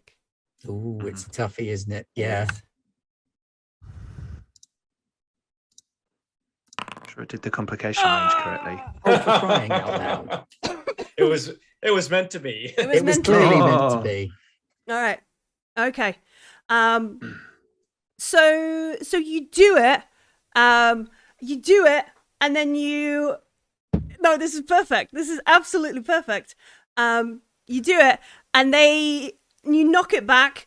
Everybody in like the whole of the blood wine hall is goes silent as they watch you take this shot. All the Klingons, like the opera stops, the stab and slice brawl ends as people look at Resh, knock it back. There's that kind of thing, and then the guy, the Raktajino seller, that we'll have to come up with a Klingon name for him, because he's not like Kevin, the Raktajino seller. Rak, yeah. Barak. Barak. Barak means lightning. Cool name. He laughs, and he goes, Captain Akul cannot hold his drink like this trill! And the whole of the bar just laughs. The unconscious dude on the floor, like maybe throws up a bit. And the whole of the bar laughs. And I think that's where, that is a perfect place where the scene ends, as Resh is like, did I just drink more than... Oh no. Oh, he's going to want a rematch. Yeah, this is not going to go well. So the scene ends, and we come back to a briefing room the next day. Resh did fine, so I think she's probably just had to consume a big chunk of water and eat a hearty meal, or whatever it is Trill need to do. Well, I don't know what their biology is like. I'm not a doctor. I imagine Resh is probably not terribly pleased with the Lomwe, but, also would have been a party to this whole thing. Yeah. This is what happens when you grow up around Andorians. You tend to get a little bit showy. Yeah. Pendek, what did you want from the medical bay, the Klingon medical bay? Because I think you got it. Probably got it. What did you want? Just wanted to have a look around. Okay. So they'll give you a tour of the Klingon-only medical facility. And they'll be like, this is where we do medical experiments on prisoners. The Klingon. And this is where we do, amputations and... This is the tool for jamming intestines back inside. Yeah. No. The tool for taking them out. This is also with a little... the vets, which we have in the same place as the doctors, because we're not going to give a distinction between the two. That kind More of thing. efficient that way. Just more efficient. And you see they're quite skilled at like setting bones and that kind of stuff. And there's almost like a steady stream of young-looking Klingons. Like, I must have these ribs fixed before I return to the training center, kind of thing. Steady stream of young, beaten up Klingons arriving across the maybe hour or two you're there. They give you the tour. I just want to have a bit more of an insight into how Klingon medics deal with Klingons, as opposed to how Federation, medics deal with anyone. With very little sympathy, and efficiency, and brutal efficiency, I think is the way to describe it. There's very little painkillers or like extensive diagnostics going on here, kind of thing. It's just like, but if that's what Klingon Pain is just expect, weakness leaving the body. yeah. It just hit you until you feel better. yeah. Probably.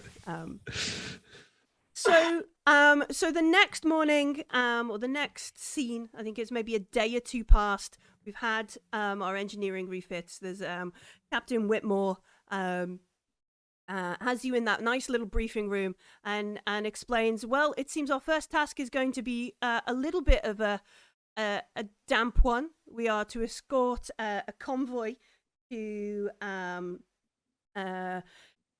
Array 35, which is a deep space research outpost. It's one of the first outposts here in the Shakelton Expanse. It relays a lot of diagnostic and data that's collected by the probes that have gone ahead of us.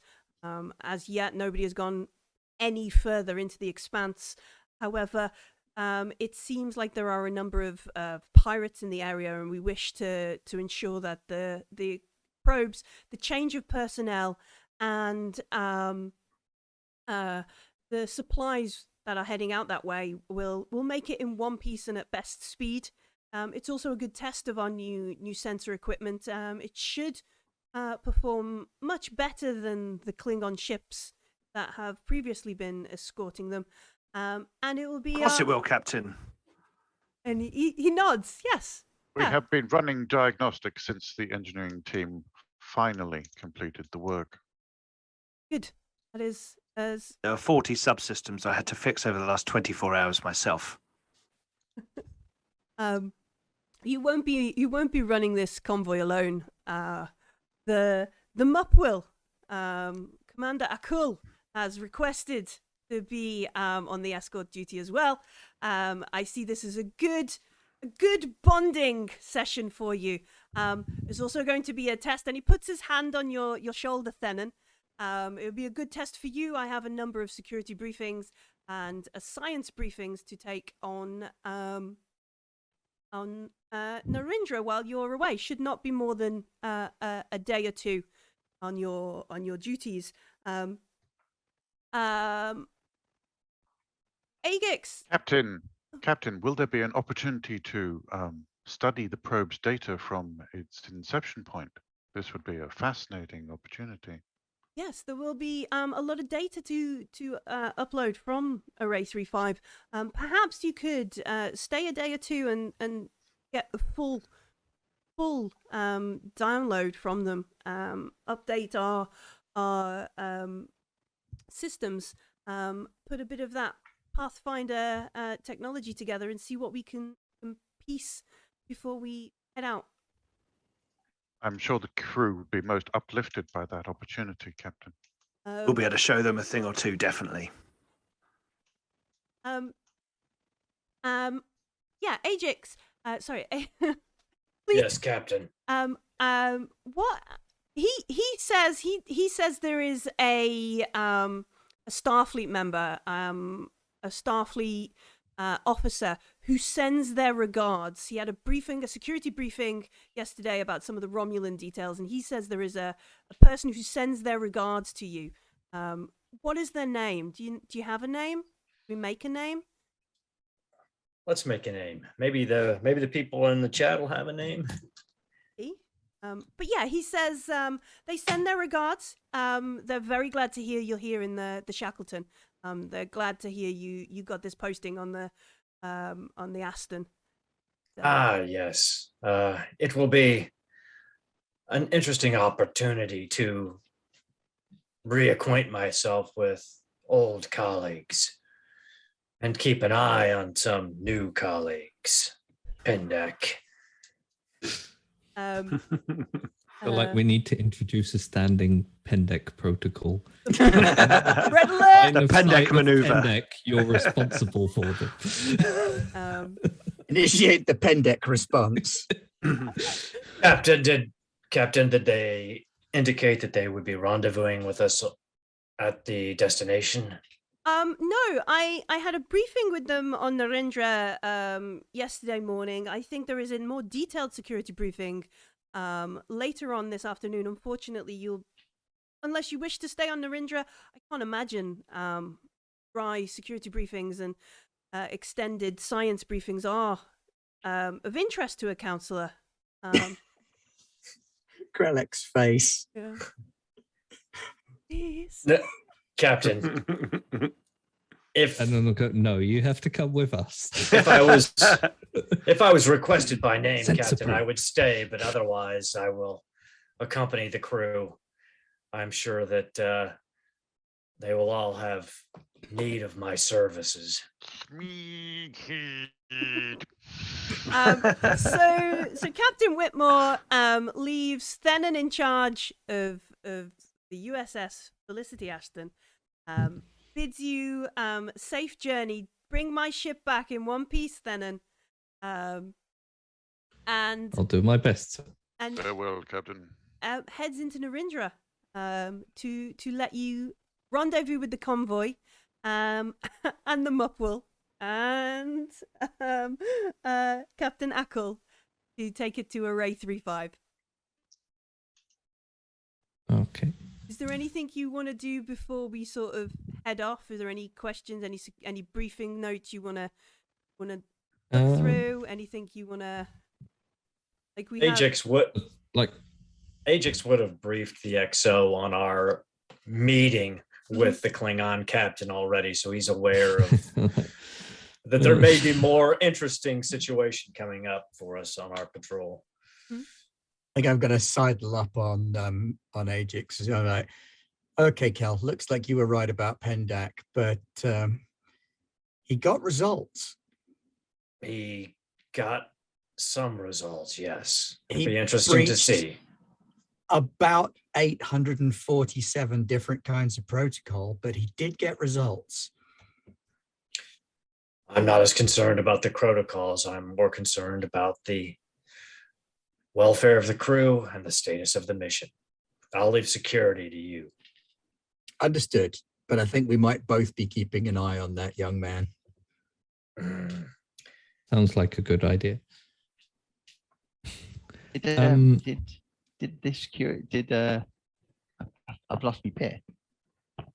Oh no, I've lost me thing. Tell her where he is. What's up? that was it. I wanted to know whether Resh had closed me down. Oh, is your still active? The Well, still is still active. My medical experiments. Because if we close that one down, he'll set up another one somewhere else. Yeah. But we don't know where it is. And you need it And for we the know where rematch this later one with that is. call, don't you? Yeah, and And we are we going to make need him sure for the it's safe. rematch. Grelic and Tosh, could you start working on a method to download the array data as fast as possible so that we don't have to stay longer than necessary? I'd like to make a good impression for the captain.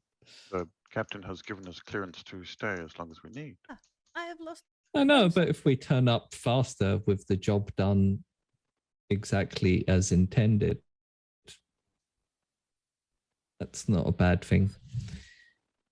Yes, XO, can I recommend ahead of that that we confirm that the new sensor array is fully operational and is not throwing up any data artifacts? Tosh, I believe you will want to overlook the improvements. I'll definitely be making sure that they're getting it right. No doubt there'll be several things that I'll need to correct when we get there and while we're there. But yes. Without a word, Ajax turns, leaves the bridge, and heads back to his quarters to see if he has any secure communications waiting for him. I don't think you have a secure communication, but there is a message from this officer, and it's literally just like, good to hear from you. It's good to know you're around. It's been a while. Feel better knowing you're in the area. We've heard of all kinds of pirates and Orions out there. Not sure they're all Orions, kind of thing. That's that, and it's more conversational and nothing, inky kind of. But I'll just so Ajax would just respond. It's good to know that you're out here as well. Hopefully, we'll have an opportunity to catch up while I'm in the Expanse. We'll keep our eyes open. So, unless there's anything we want to do around the briefing room, we could cut straight to the convoy and like I have on our way. one more thing. Sure. Lieutenant Commander Resh, a word. Go ahead, Grelic. Given our What's your convoy rank? Are you a status- lieutenant commander as well? Yes. Given our convoy status, would this be an opportune moment to run some battle drills? Well, I'm going to run a full diagnostic on the tactical systems first, but battle drills would certainly be a good opportunity. I think it would be a good shakedown of the crew and their capabilities. You're all making my job very easy. Go for it. I have read this protocol. I will make sure everybody else has read this protocol. Let's get the junior crew into holodeck 2 and run some tactical drills in there while I run the shakedown on the tactical systems. Okay. Who's gonna lead those drills? Who's gonna hustle these junior crew? Who's making the roll? Who's gonna do that? See how I they can go. take holodeck. Like, I'm gonna let my command crew. Right. Sure. My capable command crew. Yeah, precisely. It's I'll be a in 10 chance for them forward. to See you later. flex. Yeah, I'll it's not just be 10 sitting forward, on it's the just a bridge, mess. following everything, Yeah. looking at pads like, every time something happens, scowl slightly. Well, I'm assuming that I also have Antennae a twitch. lieutenant who serves as like secondary, Attaché Yar. attaché Yar. Okay. It's not too soon, Millie. It's been 30 20 years. 30 years. still too soon. Still too soon. All right, so this is Justice definitely for Tuvix. oh no. That was No. secure. So this is definitely a security role, but what's our attribute we're using for it? Is it control or is it daring? Is this a daring security session? What is No, it? I think this is by the numbers tactical drills that they're doing on the holodeck. So I think reason? control. Oh, control. Yeah, control is probably better. Control and security. Yeah. I think. Right, there's no there's not much at stake here. This is what So Starfleet does drills and practices and backups to the backups. So this is difficulty 0. We can use this to generate some nice momentum here. So yeah. I think Ajax would be down there, and he would be speaking with the junior officers before, trying to inspire them a little bit. Cool. Like, remember the mission. Remember your duty. Remember that always comes before yourself, and what comes before you is your team. These are your team. Execute your mission, and you'll bring glory to Starfleet. Bring glory to the ship. Sort of imagine So you're a morale Gowron eyes officer with rather giant than counselor. cybernetic arms. I'm a little bit of both. Yeah. It's a little bit of both. Morale propaganda officer. He's what a Klingon thinks of when he thinks of being a counselor. Yeah, sure. Yeah. It's interesting in the Klingon core book they don't have counselors on their ships, but they do have cooks, and the cook has a little bit of a similar role. It's a bit Neelix, is it? Well, Neelix, if he also went out and literally killed Steven things. Seagal. Yeah, it's Steven Seagal. But yeah, I like the cook, Yeah. the cook role on the Klingon cook? ship. What? Yeah. How Trained in explosives. how do we think? Do we think the ship can help us in any way? Let's see. We got communications, security. It's not The gonna. ship probably has built-in training scenarios. Yeah, we'll that you use can the run. scenarios, but I don't think we want the ship to help them. I think we want them to do it without Do the it on ship. their own. The ship helps you. So no, in yeah. your Help role, not create them. the scenario. Yeah. Oh, I see. Yes. Then. Yeah. All right, creates an so- effective scenario. So computers security for the ship. Is that what Yeah. we're doing there? Okay. So yeah, go ahead, Ben. Kobayashi Maru, these mofos. Go ahead, Ben. Make So the control roll. and security. Yep. Tactical systems as a focus. Mm-hmm. Using focus. 2 dice. 2 successes. successes. You got a success, and the ship got a success. So that's 3. Nice. 3 momentum. We can just bank, unless there was something you could use 2 momentum to create a thing and bank 1. Battle ready. Battle ready. Excellent. I like it. Not battle ready. I think we want to go On for alert. a pirate based one. I think if we're That expecting would probably to be face, a battle. it will be a battle, but I want Yeah, to. we could just have readiness ever- or ever- alertness yeah, as yeah. a general. We High can alert have or battle something. ready. alert. We can have Yeah. battle ready. They want battle ready. We can have battle ready. Or do we make it I a don't know. specific scenario? So if we're expecting pirates, are we either training for boarding parties, so we're boarding the pirate ships, or we're training to repel boarding parties? I was thinking repel attackers. Yeah. Rather Okay. than battle ready. Of course, I think probably the But- pirate ships will be going after the cargo vessels and Yeah. trying to Yeah. leave us alone. or just blow us up and board the others. Yeah. Well, then we're the But boarding they're generally, parties. but if with these things, you Don't we kind of want make it a them bit slightly broader? broad, so Yeah. you can apply Alright, them to so more we'll have things. battle High ready. readiness or high Battle ready. alertness is Fine. yeah. Okay. So 2 dice on battle ready and 1 in momentum. There we go. Cool. So there is like people moving from one part of the ship to the other. We've got We've got our little belts with phasers on. little belts with phasers on. little tiny faces. The medical Yeah. center, Pendak, the doctor has you like running through where the triage center would be and moving parts of because they use part of the mess hall, don't they, for the triage center and that kind of stuff. So moving some of the stuff around in the mess hall, setting that up, maybe like with teams of other medical staff, other med technicians, sort of like, let's place this here, and running these sort of drills all as we moving convoy along the way. Bralek, could you make a, because you're the science officer, so I'm assuming you're going to be at like sensors and that kind of stuff. That is correct, yes. Could you make an either insight and science, or reason and engineering roll. Your call. By running the maths, I would say that insight and science would be the preferred option. I thought it would be. It's a difficulty 2 task. It's up to you if you want to use extra momentum or. It's literally my worst roll.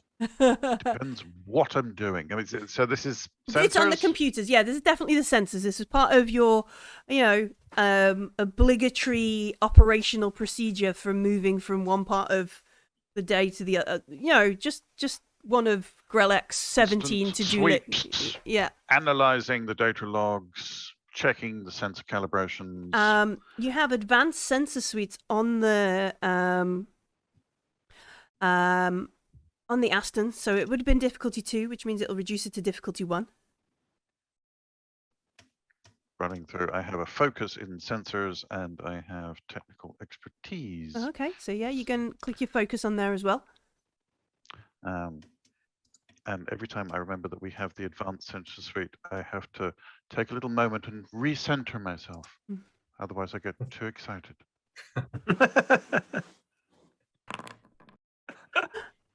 Success. What does the ship get? Ship sensors. One more success as well. Then I will re-roll one of mine. Yeah, you're gonna re-roll. I guess you re-roll your 14, aren't you? Yes. Ah, There we go. 3 successes. Ooh. So you notice that there is like it's odd levels of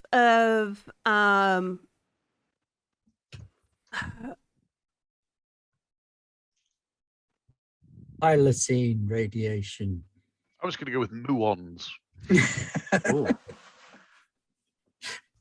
Thylacines Tachyons. are. so there's Neutrinos are spinning the wrong way. it's Let's not almost get started with neutrinos. almost like levels of chronoparticles. Chronos particles. So there's these anomalous kind of readings popping up.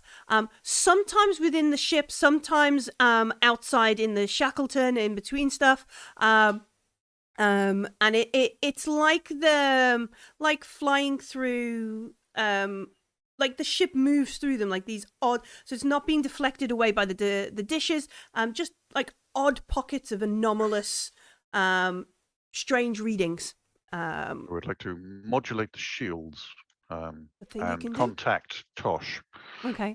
So you contact Tosh, you bring We've them got over. Anomalous and we've got shield modulation. So if anybody's playing Star Trek Bingo, that's at least 2 squares. Yeah. Doing well. So you have. So are we at warp? I guess would be the question. Or are we? I think you'd be traveling at to like a low cruising impulse? speed. No, actually, you've got the convoy with you, so no, you're at an impulse. You're at a high impulse. Okay. Because it's a mix of Federation and civilian ships that are moving out this way. And you have 2 momentum from this if you want to obtain information and that kind of stuff.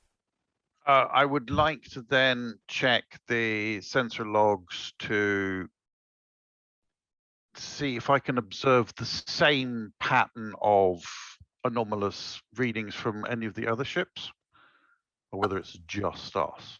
Okay, so is this just restricted to the Aston? No, you see, it's almost like it's through this patch of space, this patch of the Expanse, the Shakelton Expanse, seems to have these anomalous sort of things. And as you study them, they kind of bloom and then dissipate. XO, we appear to be passing through a region of anomalous space. I believe it may be wise to alter our course. Alternatively, we could attempt to modulate shields and push away the anomalous space debris. Is the anomaly causing any problems to our system so far? It is an unknown and therefore a risk. Is there anything weird going on with ship systems? Yeah. As you want to use your last bit of momentum to run a quick level 1 diagnostic on the ship kind of thing. I'm actually going to pass my readings down to engineering and go, Tosh, I believe that a shipwide. What do you need me to diagnostic check would now? be- What's going on? We are in an area of anomalous space that is passing through your ship. I believe you may want to be careful. Well, why are we flying through this patch then?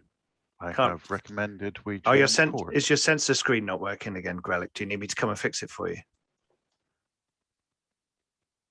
Just no answer. I'll check. Hang on, That's my and call. I'll run a. I've got a little grin on my face when I'm talking, and I'll tap away. What can I check? Run a check of the systems, the general systems, see if there's any particular area of the ship being interfered with.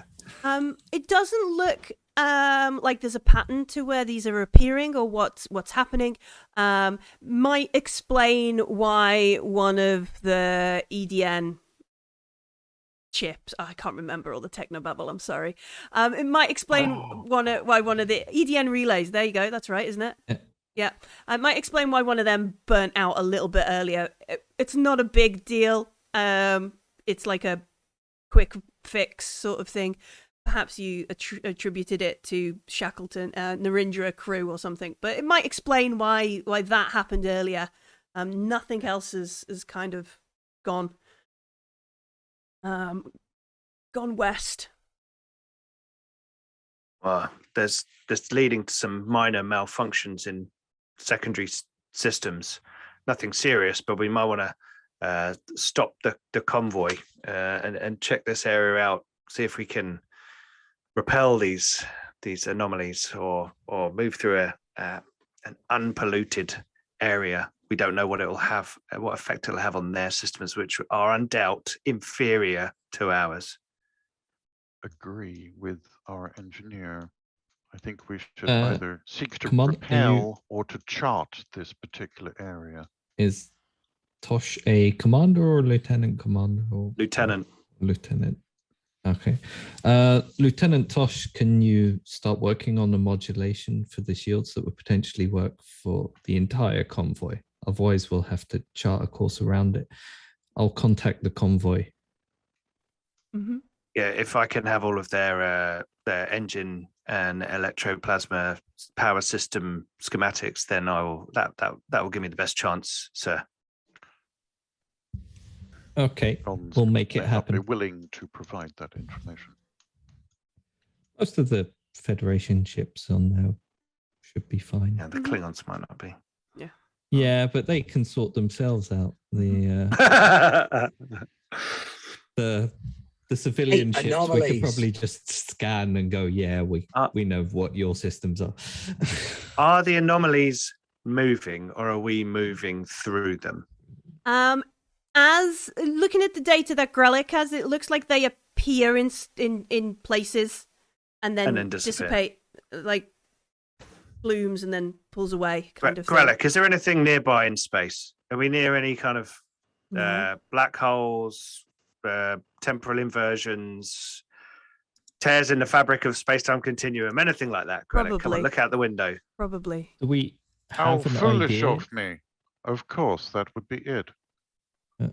Grelic, do we have an idea of how wide this anomalous area of space is? That would be my next suggestion, EXO, would be to map this area so that we can place it upon the astrogation chart so it may be avoided in the future.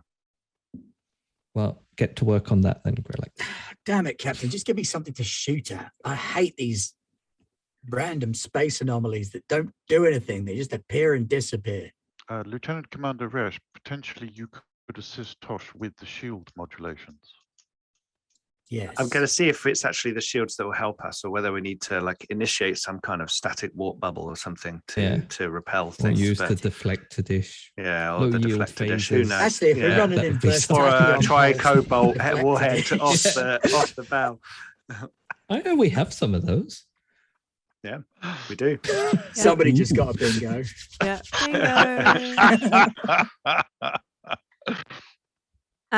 Right. So give me a plan of action, Tosh is I going to wanna- do some Some technobabble. engineering-y stuff to try and figure out if like we can repel them or we can create a space around the ship where these things can't Appear. open up. Okay.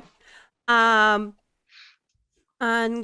is anybody else doing anything while Tosh is doing that? Is anyone assisting him or doing other bits and pieces? Grelek is going to be attempting to yeah. map the Map the area. Okay. I'm gonna area of the assist blooms. Tosh on protecting the ship, but with a focus on protecting the ship while Tosh is looking at dealing with the anomalies. Okay. Grelek is So like also, an internal and an external yeah. thing. Grelek is also interested as to whether these are life forms or some sort of radiation anomaly. Okay. You're looking for intelligence or not in the stuff. All right. What's Kel's rank? He's a lieutenant commander. Okay. Commander Kel, could you report to the bridge, please? Aye, XO. On my way. Let's see what. Pete, are relevance you he just a can bring. regular LT then? Oh. I don't need a commander rank to like be authoritative. Engineering. Shouts at everyone until they leave engineering. Exactly. Get on with it. Exactly. Yeah. Yeah. Ajax shows up on the bridge with his ever-present Ractagino in his hand. What can I do for you, XO? Some anomalous readings in space nearby. We're probably going to have to coordinate with the Klingons in order to modulate our shields or potentially move the convoy out of this area of space. I thought your assistance may be useful in this matter. Hey, you know what, Exo? That's a captain. That's a good plan. We could bounce a signal back and forth between the Felicity and the Muckluck? Muckluck. We might be able to field some kind of space net that we can use to repel these anomalies from around the convoy. This is an open comms. I'm going to say something like, Resh, leave it to me and Grelek to sort out the technical problems. You keep your eye on the phasers and make sure the Klingons don't try something while we're figuring this out. Sir. Rash, if you think there's promise in that idea, feel free Sure, to work whatever. on it. You guys work on whatever you can do. But can you please remember to refer to the XO as captain when he's in command of the ship? I mean, no one needs to, but I'll take it under consideration. Didn't refer to the Rash. captain. Back on Narendra, the captain twitches. The person in command No, of the I know, ship is I know. referred to He as was the the captain, captain. whether they I hold the guess. rank or not. Yep. I know, Yeah. I Yep. know, I know. You're in the my chair, you're the captain captain. seat is in danger. All right. As you're Only from Resh. Then Prince of had an Cumberland, accident. that's a step on which I must fall down or else leap. all right. I'm gonna spend two Oh. threat to do some stuff. So Grelek, as you're about to get stuck in, start mapping and move through everything, you can't help but hear in the back of your mind, and it because you are one of those deviant Vulcans who knows how to use the mind meld. Although a Vulcan doesn't hold those prejudices anymore, it's illogical, It is but they an do. ancient practice and is useful in controlling and understanding emotions. Yeah. Almost as if you were mind melded with someone, you can hear just on the edge of your consciousness voices whispering, chatting, people, emotional people. This is not anybody you would expect to have mind melded with, because they would all be nice, logical Vulcans. These are emotional voices, but all whispering to a distracting level of frustration. And Resh, you find yourself as you're there looking over these stairs, you can't help but find yourself curious. Like you keep looking down and wanting to know more about these datas, these blooms, these anomalies. there's an interest, a familiar interest that you can't quite put your finger on. Like you just want to know a little bit more about them, a little bit, yeah. And it's a distracting compulsion to just go back and double check the science data, which you're not normally interested in potentially, but you want to know. But you know who was? Yeah, Danko Resh. was he? One of the earlier hosts. Danko Resh was a surveyor and a scout and was very much into pushing the envelope on finding out what was going on in deeper parts of space. Okay. And what are they going to help you do? What is your focus there? I think they are going to give me the focus deep space anomalies. Right. Yeah, deep space anomalies. Excellent. Okay, so let's make some rolls. Tosh, what are you doing? Control and engineering. Yep. And what is our hope for this? A way to stop a type of shielding against the anomalies? Yeah, either using the shields or the warp core. The warp field of the ships, because all the ships have got shields and warp cores. So hopefully they can all reproduce what we do. And I'll once I produce the results, I'll dumb it down for them so they can understand it. Sure. Yeah. I've got incisive scrutiny. So if I pass, I get an extra momentum that I have to spend on obtain information. Sure. I've got technical expertise. So I get to reroll one of my D20s if the ship helps me. Yeah. With computers. Computers. We're going to run simulations. I guess it's computers engineering for the ship then, isn't it? Yes. Or the other options would be science, computer science, or maybe even con, because we were using the warp core and that kind of stuff. Ship's con. I don't know what the ship's good at, so I can't really make a recommendation. So the ship is good at science. The ship is good at con. It's got. Science makes sense, though, doesn't it? I'm using the computer to run some simulations of the results of me creating engineering fixes. So it's having to simulate those kind of outputs. Okay, sure. Anyone mind if I use a point of momentum to get an extra die on this one? Yep. Go for it. Go crazy.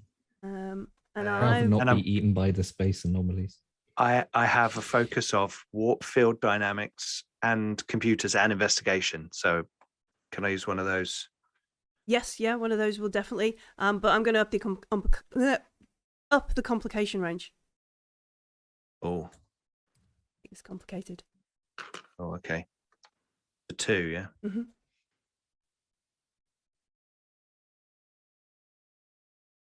Nice. Oh, only I'd done it a little bit more.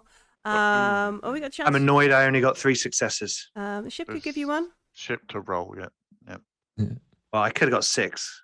Come on. You could have got 6, yeah. And the ship give you one. There you 4 go. successes. 4 successes. So I get an extra momentum for my incisive scrutiny for obtain information. All right. So 3 momentum generated. Yep. So what information? So you work out a way. These anomalies seem to have some sort of strong electromagnetic current with them. And they seem to be drawn to like a certain electromagnetic frequency. And there's a modulation to it. So if you reverse the harmonic modulation on a negative plane, I don't know. I need the chart out of the book. That's cool.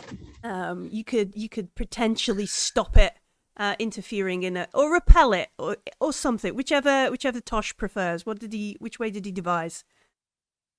I would, if they're drawn towards it, I would find a way of blocking it with our warp field so that they can't be drawn towards it and won't appear inside the ship. Sure. So that with my obtain information though, can I are these like naturally occurring or artificial? They seem artificial. They do not seem like they don't tie up with any of the data you've previously taken from the Expanse, and or any naturally forming way. Okay. There is no. Yeah, they seem artificial. And I'm not really doing a sensory thing, aren't I? I'm just judging their effects.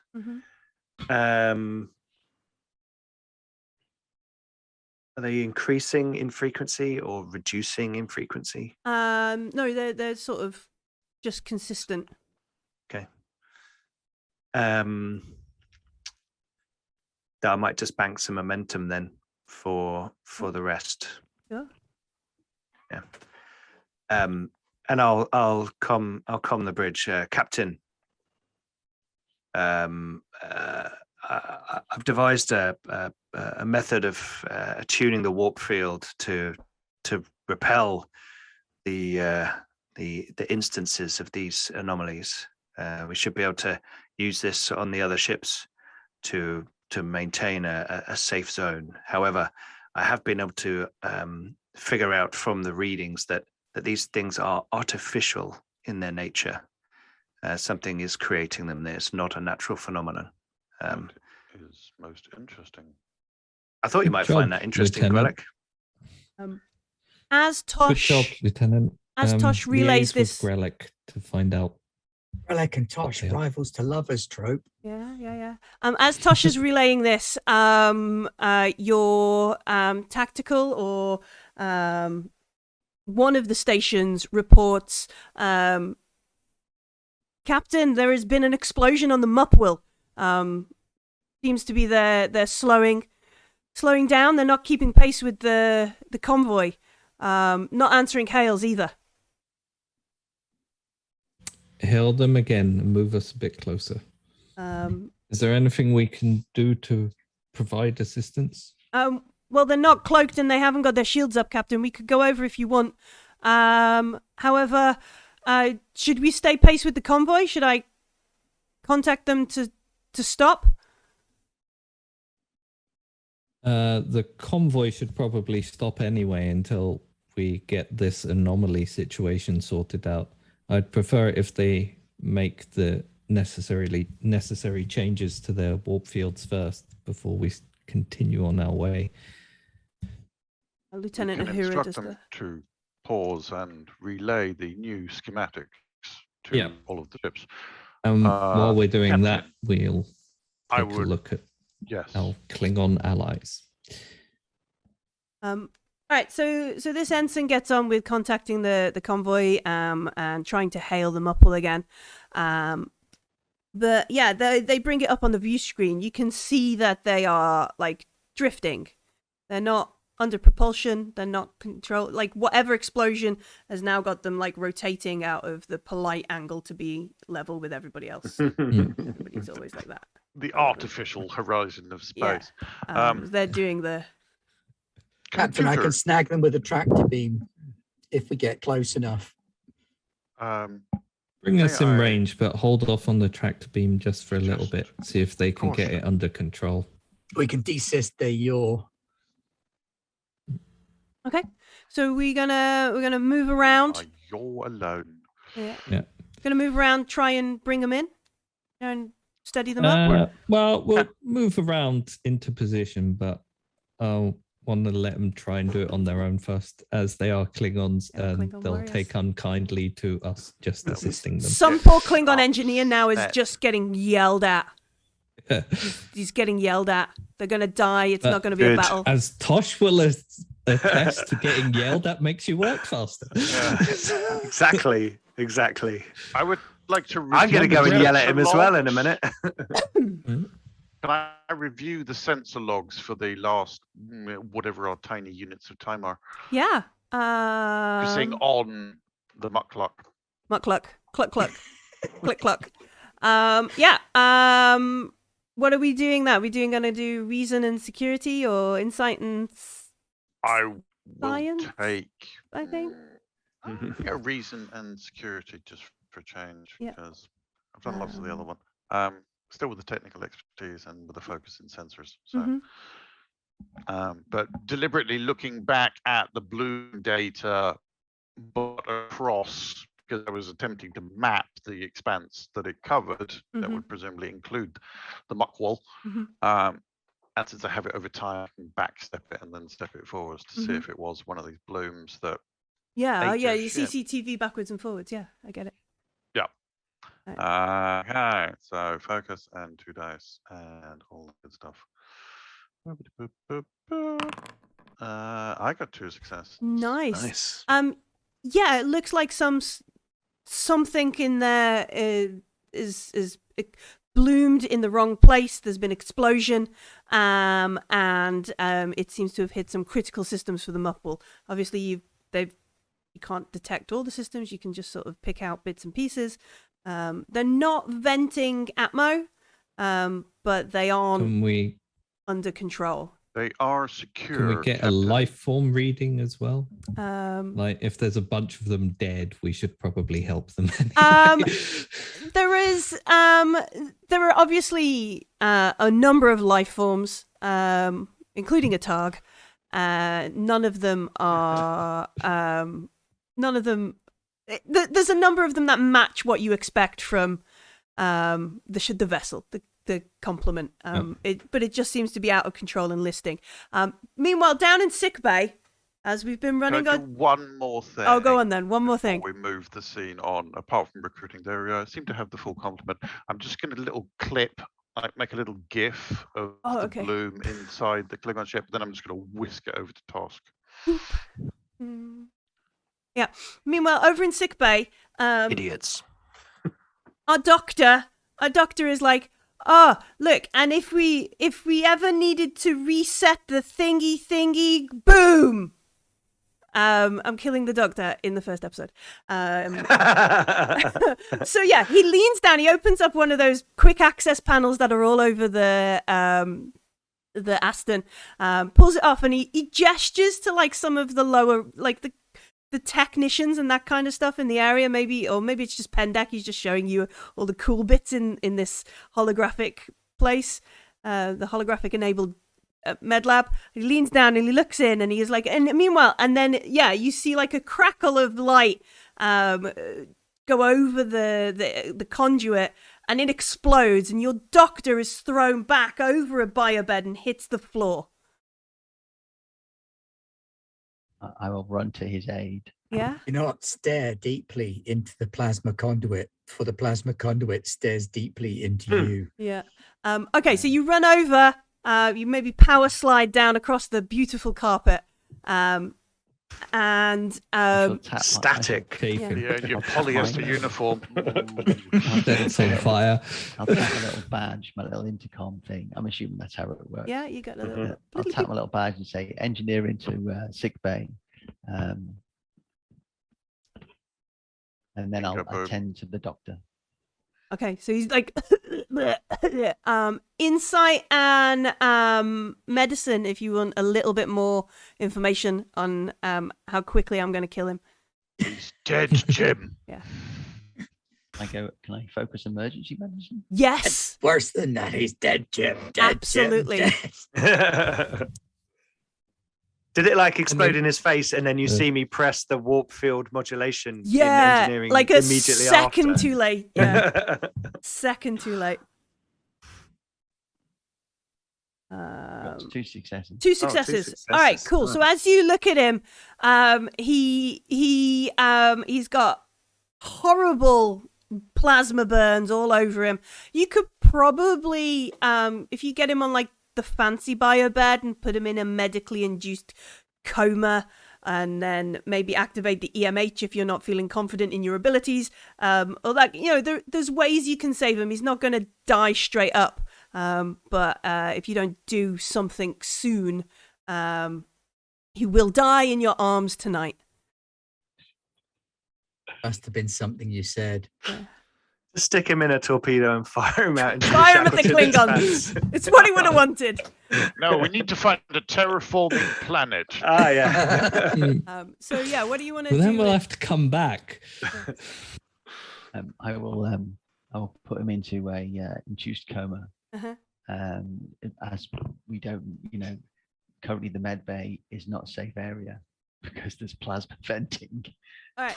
So we drag him out into the corridor. We get your crew out, and then we evacuate med bay.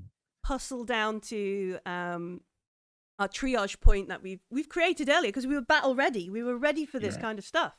And we start sort of emergency medicaling everybody. Everybody's panicked. The alarm bells go off on the bridge. And then I'm going to hit my comm again and say, engineering, I wasn't asking. Oh, he's getting lippy. He's getting lippy with you, Tosh. Then I'm going to carry on.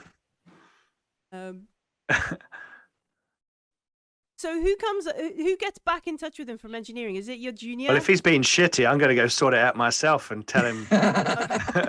No, I've got the Warpfield thing to sort out, so I'm going to send a Yellow Jacket. Okay, so Lieutenant Dave. Right, cool. So as this goes on, the ship is emergency crews are running. Everything seems to be under control to a certain level of control. If alarms are going off, I'm going to set yellow alert throughout the ship. Mission yellow. Yeah. And the convoy grinds to a halt. The Mupwell is floating away. Got some sort of fire and a GIF going around the ship with everybody's like. And as we sort of realize for a moment, as this shot kind of comes out and we see like this sort of disarray in the area, we see coming out of like they describe it as a nebula, but I don't feel like that is what the Shakelton Expanse is. It's all sort of like the Badlands style area. Yeah, okay. Yeah, that kind of stuff. Nebula hybrid. Yeah. 3 ships come out, and they do this kind of straight up, like they're targeting the convoy, and they're heading for it. And they're coming straight for the convoy. So we do have a little bit of a Kobayashi Maru situation going on here. Excellent. Perfect opportunity to hit the big red button that says red alert. Yeah. So what are our Which of us gets to shout it though? You do. Benon. You're the captain. Captain. Technically, it's the first officer's job. Who's but acting there you first go. officer at the moment? Yeah, precisely. Who's highest in rank other than myself? Me. Who are the lieutenant and Bunch commanders? of lieutenant commanders. You got a I've got bunch 3 of lieutenant commanders. You should Oh. make me first officer just to annoy them all. I think will you should shoot make him into Kel space if you do first that. officer. I'm gonna make Kel lieutenant first officer just to keep everyone else from getting. Nobody wants to fight with the Klingon. You're going to get phasered by Resh on the next away mission. I'm sorry, the acting captain had a accident. Sorry, Captain, he slipped. His head went right Fell into down the a bacon slicer. Gravity well, yes. Right, Captain. Red alert.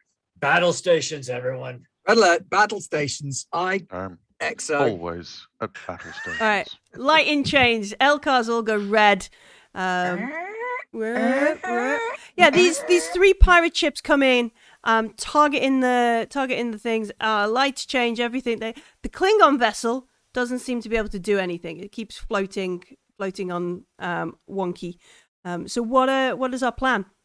Phasers hot. Torpedo bays ready, Captain. Sensors to- scanning for I go up to weaknesses. I go up to Captain. the bridge. Prepare to bring us forward to engage the ships. Can we use a tractor beam to pull the Klingons forwards just a little bit so that they're Not in with our disruptor shields on, range? sir. Not with the shields. Darn. Ramming speed, Captain. I mean, it is in the book. If we wanted to ram them, it is an option in the book under ship-to-ship I combat. don't think we're going to ram early them. for that. But yeah, it's a Get brand the new convoy ship. ships to ram them. Phasers hot. Permission to fire, sir. Tell the convoy ships to reverse behind us and bring us forward. Let me get full sensor lock before you fire phasers. So Go for it. Scanning for weaknesses. I don't think we have all the time in the world to do proper ship-to-ship combat, given the time it is. Wait, So at least fire phasers once. yeah, no, we will fire phasers. We were battle ready, so I think we will There's do. the notion of tenseness building up in Lombi's voice right now. I want to push the button! This is stop fucking about and let me shoot the bad people. Yeah. Did you say full Yeah, but spread? what the I think the captain said full information spread. Fire all weapons. Fire everything, every single torpedo. All right, so let's. So what about targets? Are we going to try and completely just destroy them? Are we going to try and just disable them? What is the plan here? I've got Target their 10 weapon banks of systems. phasers and 2 sets of torpedo bays that haven't actually had a chance to be used. Warning yet. shot. Warning shot. Sorry, scare 'em off. 13 banks of phasers. Warning shots across the engines. Or do we do the Spread of torpedoes as a warning shot. Oh, not the torpedoes. They're expensive. Yeah, but we have with lots the of them. Federation, It's we've the got tricobalt ions ones that On are, the that frontier, are Captain. expensive. On the Yeah. frontier, Captain, there are a lot of bullies. I had to deal with a lot of them. Normally, if you just shout them down, they go away. Commander Resh, do you think you could get a spread of torpedoes to graze their shields? Full torpedo spread. Aye, Captain.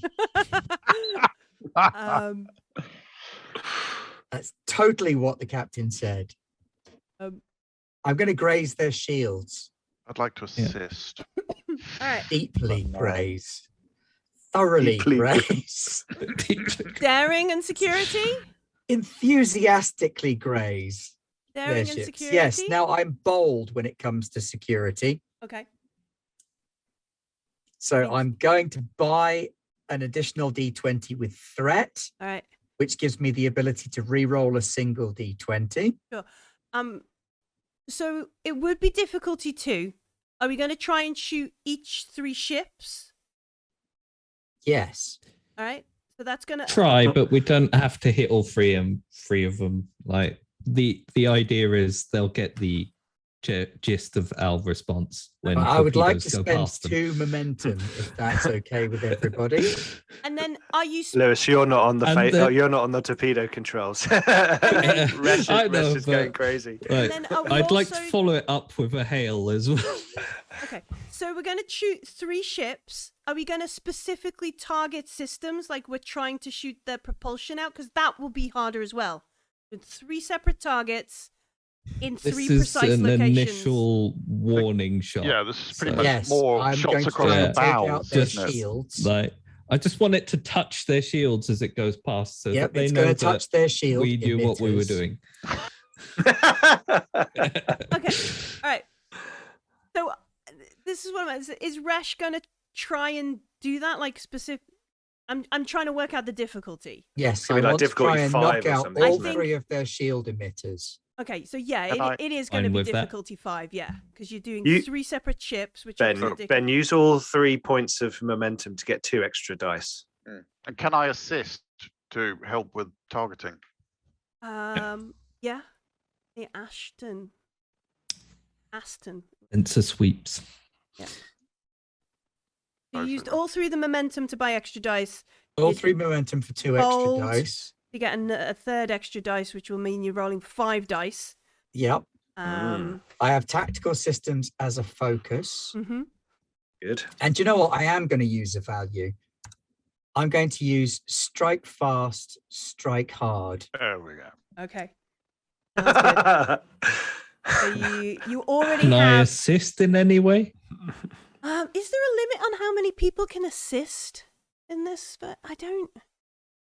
If there's someone else already I assisting. think that's fine, Grallic yeah. is going to assist as well, and then I we was have. going to use my Targeting. starship tactics. Yeah, I think the Ooh. GM sets the limit based on the situation as to how many people can assist. Yeah. So let's see how would. So we've got Grellic feeding back data to the tactical console, and Thenon, are you doing this in your like mentor way, or is it a command?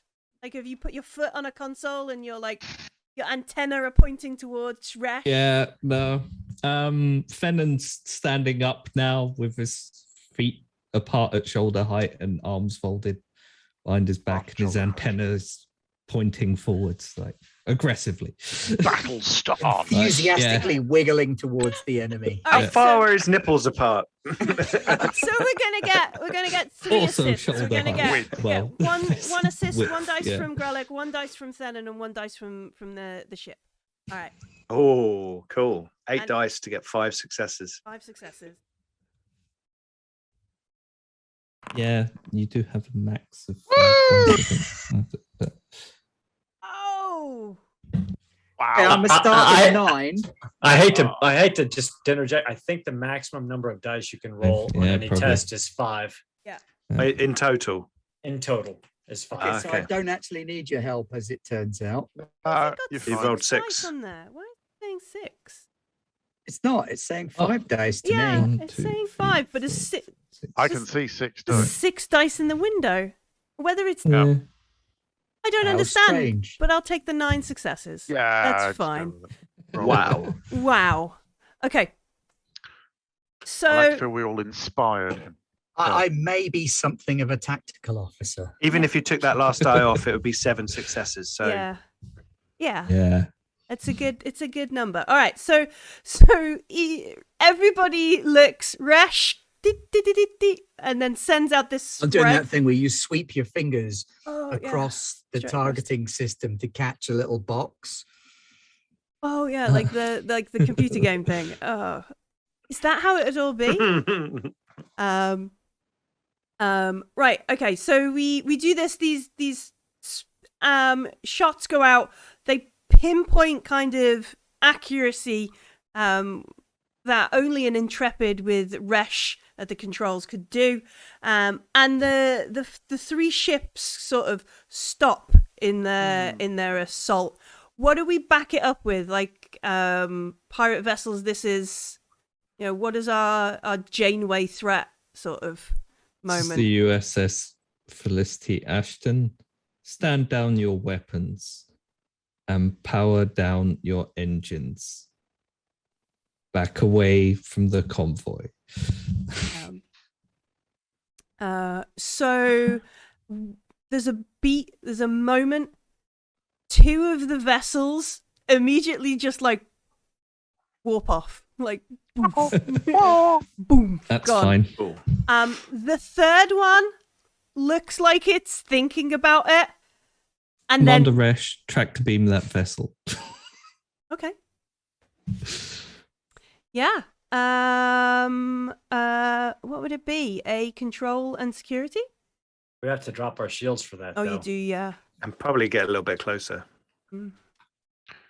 So con and tactical. Captain, do you want me to phase them instead? I don't want to drop our shields. They're still able to. Oh, They still pose a By threat. track to beam that vessel, I mean move forwards to track to beam that vessel. And if they don't do what we just told them to do, then you can drop their shields for them. Oh, I so we get like make an aggressive Where we're drive powering. The forwards. approach. All right. I'd prefer it if they didn't get away. I'd like to know who Oh, they're they not were getting away, and sir. why they That's took why he- this All right. opportunity to attack us. Make Thenon, make a presence and command roll.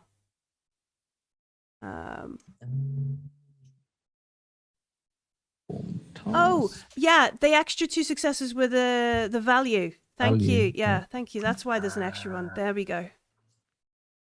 What's value? Beat one. Oh, my value. Yeah. Strike first, strike That's hard. why there's yes. 6 dices. Yeah, that's why. That's that Yeah. one. There we go. Presence and command. 2 Yes. dice. Let's have a look at my focus. So this is the same. Diplomacy, persuasion. Yeah, either of those would apply. Yeah, I think. Yeah. Okay. My name is Hikaru Saber Solo. Do not diplomacy. test me. Don't think. How much momentum we got? 0. Okay, then I'll just roll it. Oh, Only one human captain has stood against the Mimbari fleet. He Yeah. is currently behind me. That's a good. I think we do have momentum. I just haven't done the math from. What did we have? 9, so we'd have 4 momentum. I think, to be fair, you've got It 4 turned out to successes be anyway. not necessary. Yeah. Okay. So we make this aggressive move forwards, just as it looks like it was maybe about to try its luck. Maybe it was going to beam people over, and that whatever, something was going on in the captain of this ship's mind. And then as we get close, it makes to move away. For expedience sake, we managed to cut their nacelles off. You chop them up. Okay. So there is this standoff in space. The MUP will eventually. We send an engineering crew or something over to help. They seem to have had some sort of explosion on the MUP. Well, takes a little while to bring the convoy. We have in our brig, to perhaps interrogate another time, a big burly Orion. Ooh. Like, a big Brian dude, and he's got like the bolts in his head and that kind of stuff. It's a wrestler in green makeup. Yeah, it's the I Rock. feel like it doesn't need interrogating. He needs the some Big Show. counselling. Yeah, probably. Some advanced counselling. We have a See, counsellor. you say that, but he's going to be much more scared of me than he will be of Agix. Oh, because you're a lady. I'm a lady, and I happen to have the interrogation focus. Oh, nice. Talking of focuses, I have infiltration focus.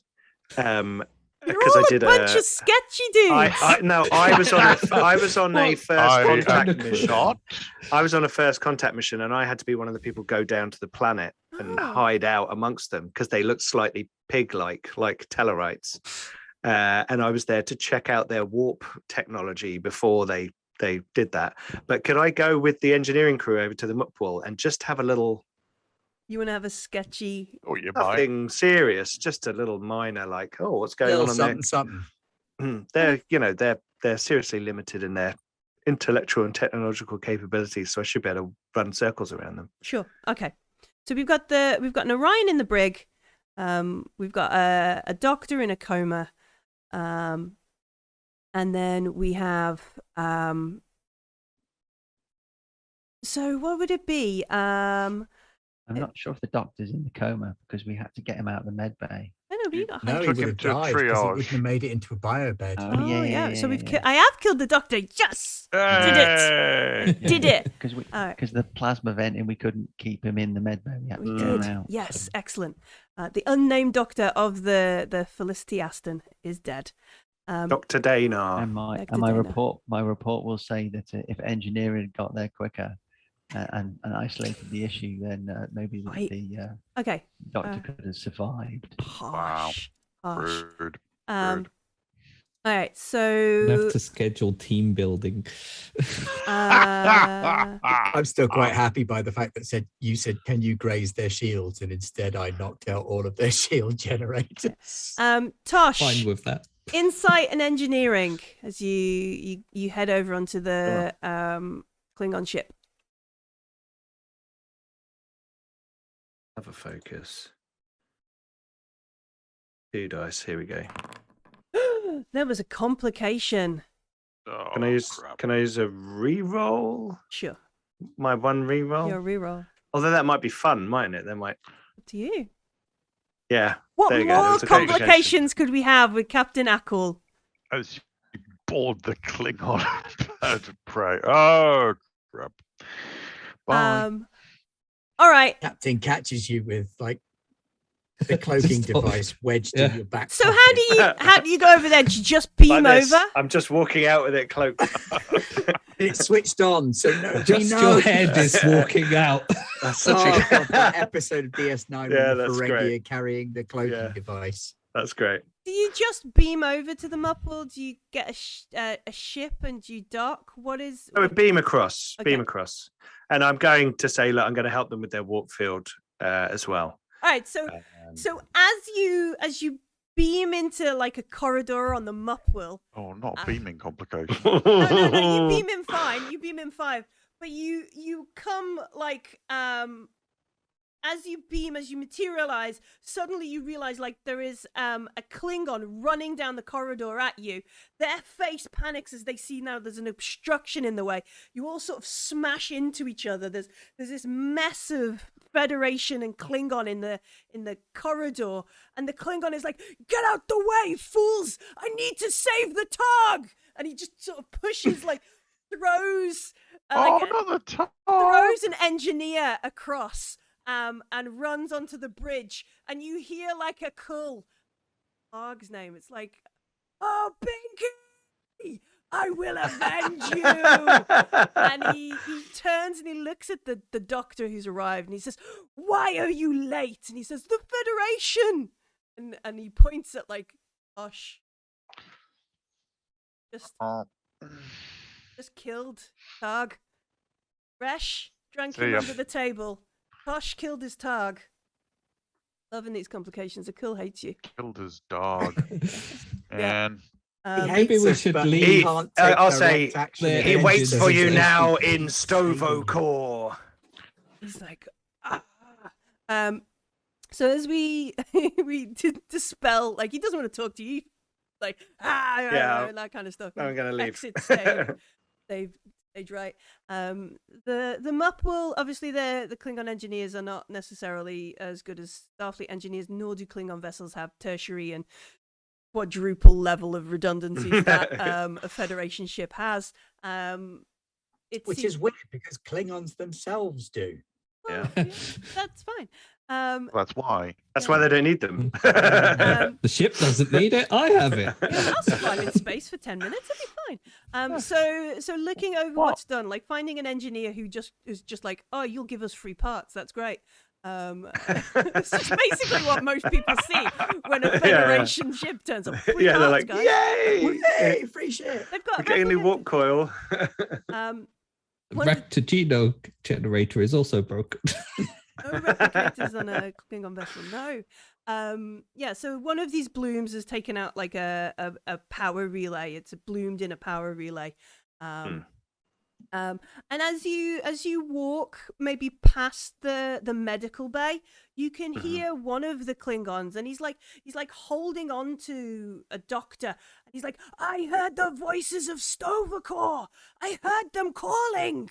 They call for us. You must send me back," kind of thing. And the doctor's like, "Shut up, sit down," kind of moment. Yeah, I'll send you back. Oh, Fine. what's it? GP, he's got a good bedside manner. Yeah, he pushes him down and that kind of stuff as he's taping his leg back together or something. But yeah, they seem to be underway with the well into repairs. General Akul, Captain Akul even is not in a good mood around the Federation for some reason now.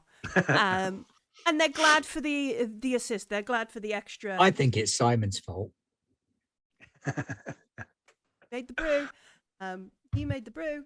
And we sort of prepare and eventually get the ship back to the convoy to Array 35.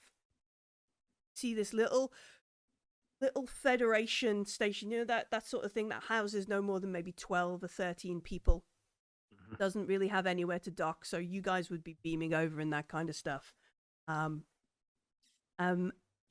yeah, we're left with this moment. Like, Resh can't help but read through the data, all these anomaly kind of moments and things, and it's almost a compulsion, a fascination to read it. And Grelek, you still remember these voices you had? I will be Here. meditating. Yeah, I do. And we dock, and we were about to spend our first night in the Shakelton Expanse. That's it. That's the end of the episode. Cool. Excellent. I know. Very cool. A lot of fun. Yeah, really good. But yeah, this one seeds a lot of plot hooks. Copyright. I didn't go over. Sorry, we 3 didn't do more than seconds. 8 bars. We're okay. Captain needs to do a joke for the end, and then we all need to go, ha ha ha, apart from Relic, who just goes, Yeah. that is illogical, Captain. Seeds a lot of plot that might crop up later, and also gives you the opportunity to mess up a call. Oh God, that poor guy. He's had I feel kind of bad for I'm him. pretty sure, like, the whole DS9 arc, where the Klingon Federation alliance, I'm pretty sure we're at the center of that. No, it's Wasn't the founders. Went Wasn't on the to go- founders. yeah, It was to what become happened over in- Gowron's greatest advisor. Yeah, Oh. with Simon and a pot of vodka. Mead, vodka, it's all the same. Thank you for indulging my Star Trek adventures. Oh, it's fantastic. That's I great. had fun. Oh yeah. What day are we on? We're on a Thursday. So tomorrow, we will be another kind of space. Yes, tomorrow is Traveller Ren Space. They opened the box.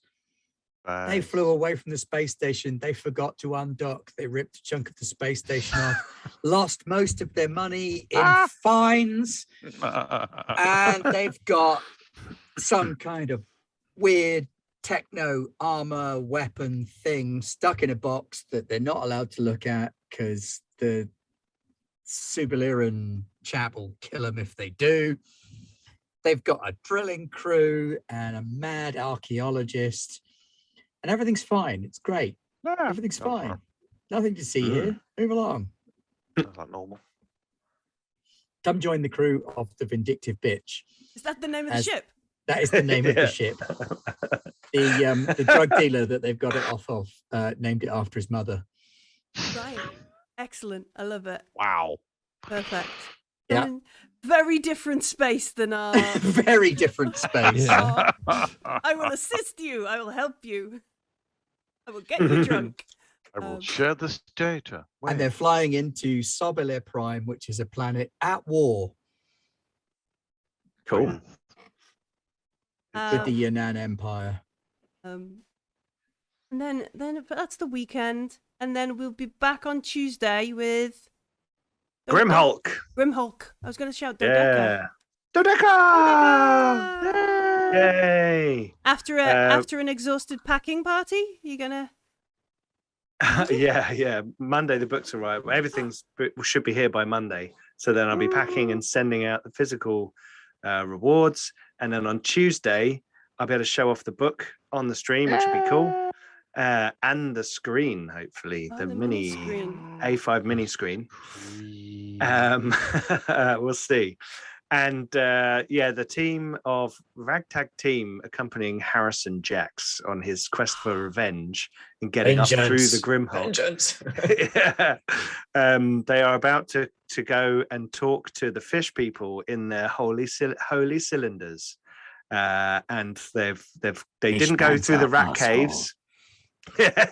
Fishmen are assholes. They didn't go through the rat caves. They've gone to the fish cylinders, and we shall see what happens. But they're going to end up at the fungoids, so it's going to be interesting. So yeah, That's awesome. That was really cool to watch last week. That was very funny. I'm gonna eat a fungoid. It's gonna go horribly.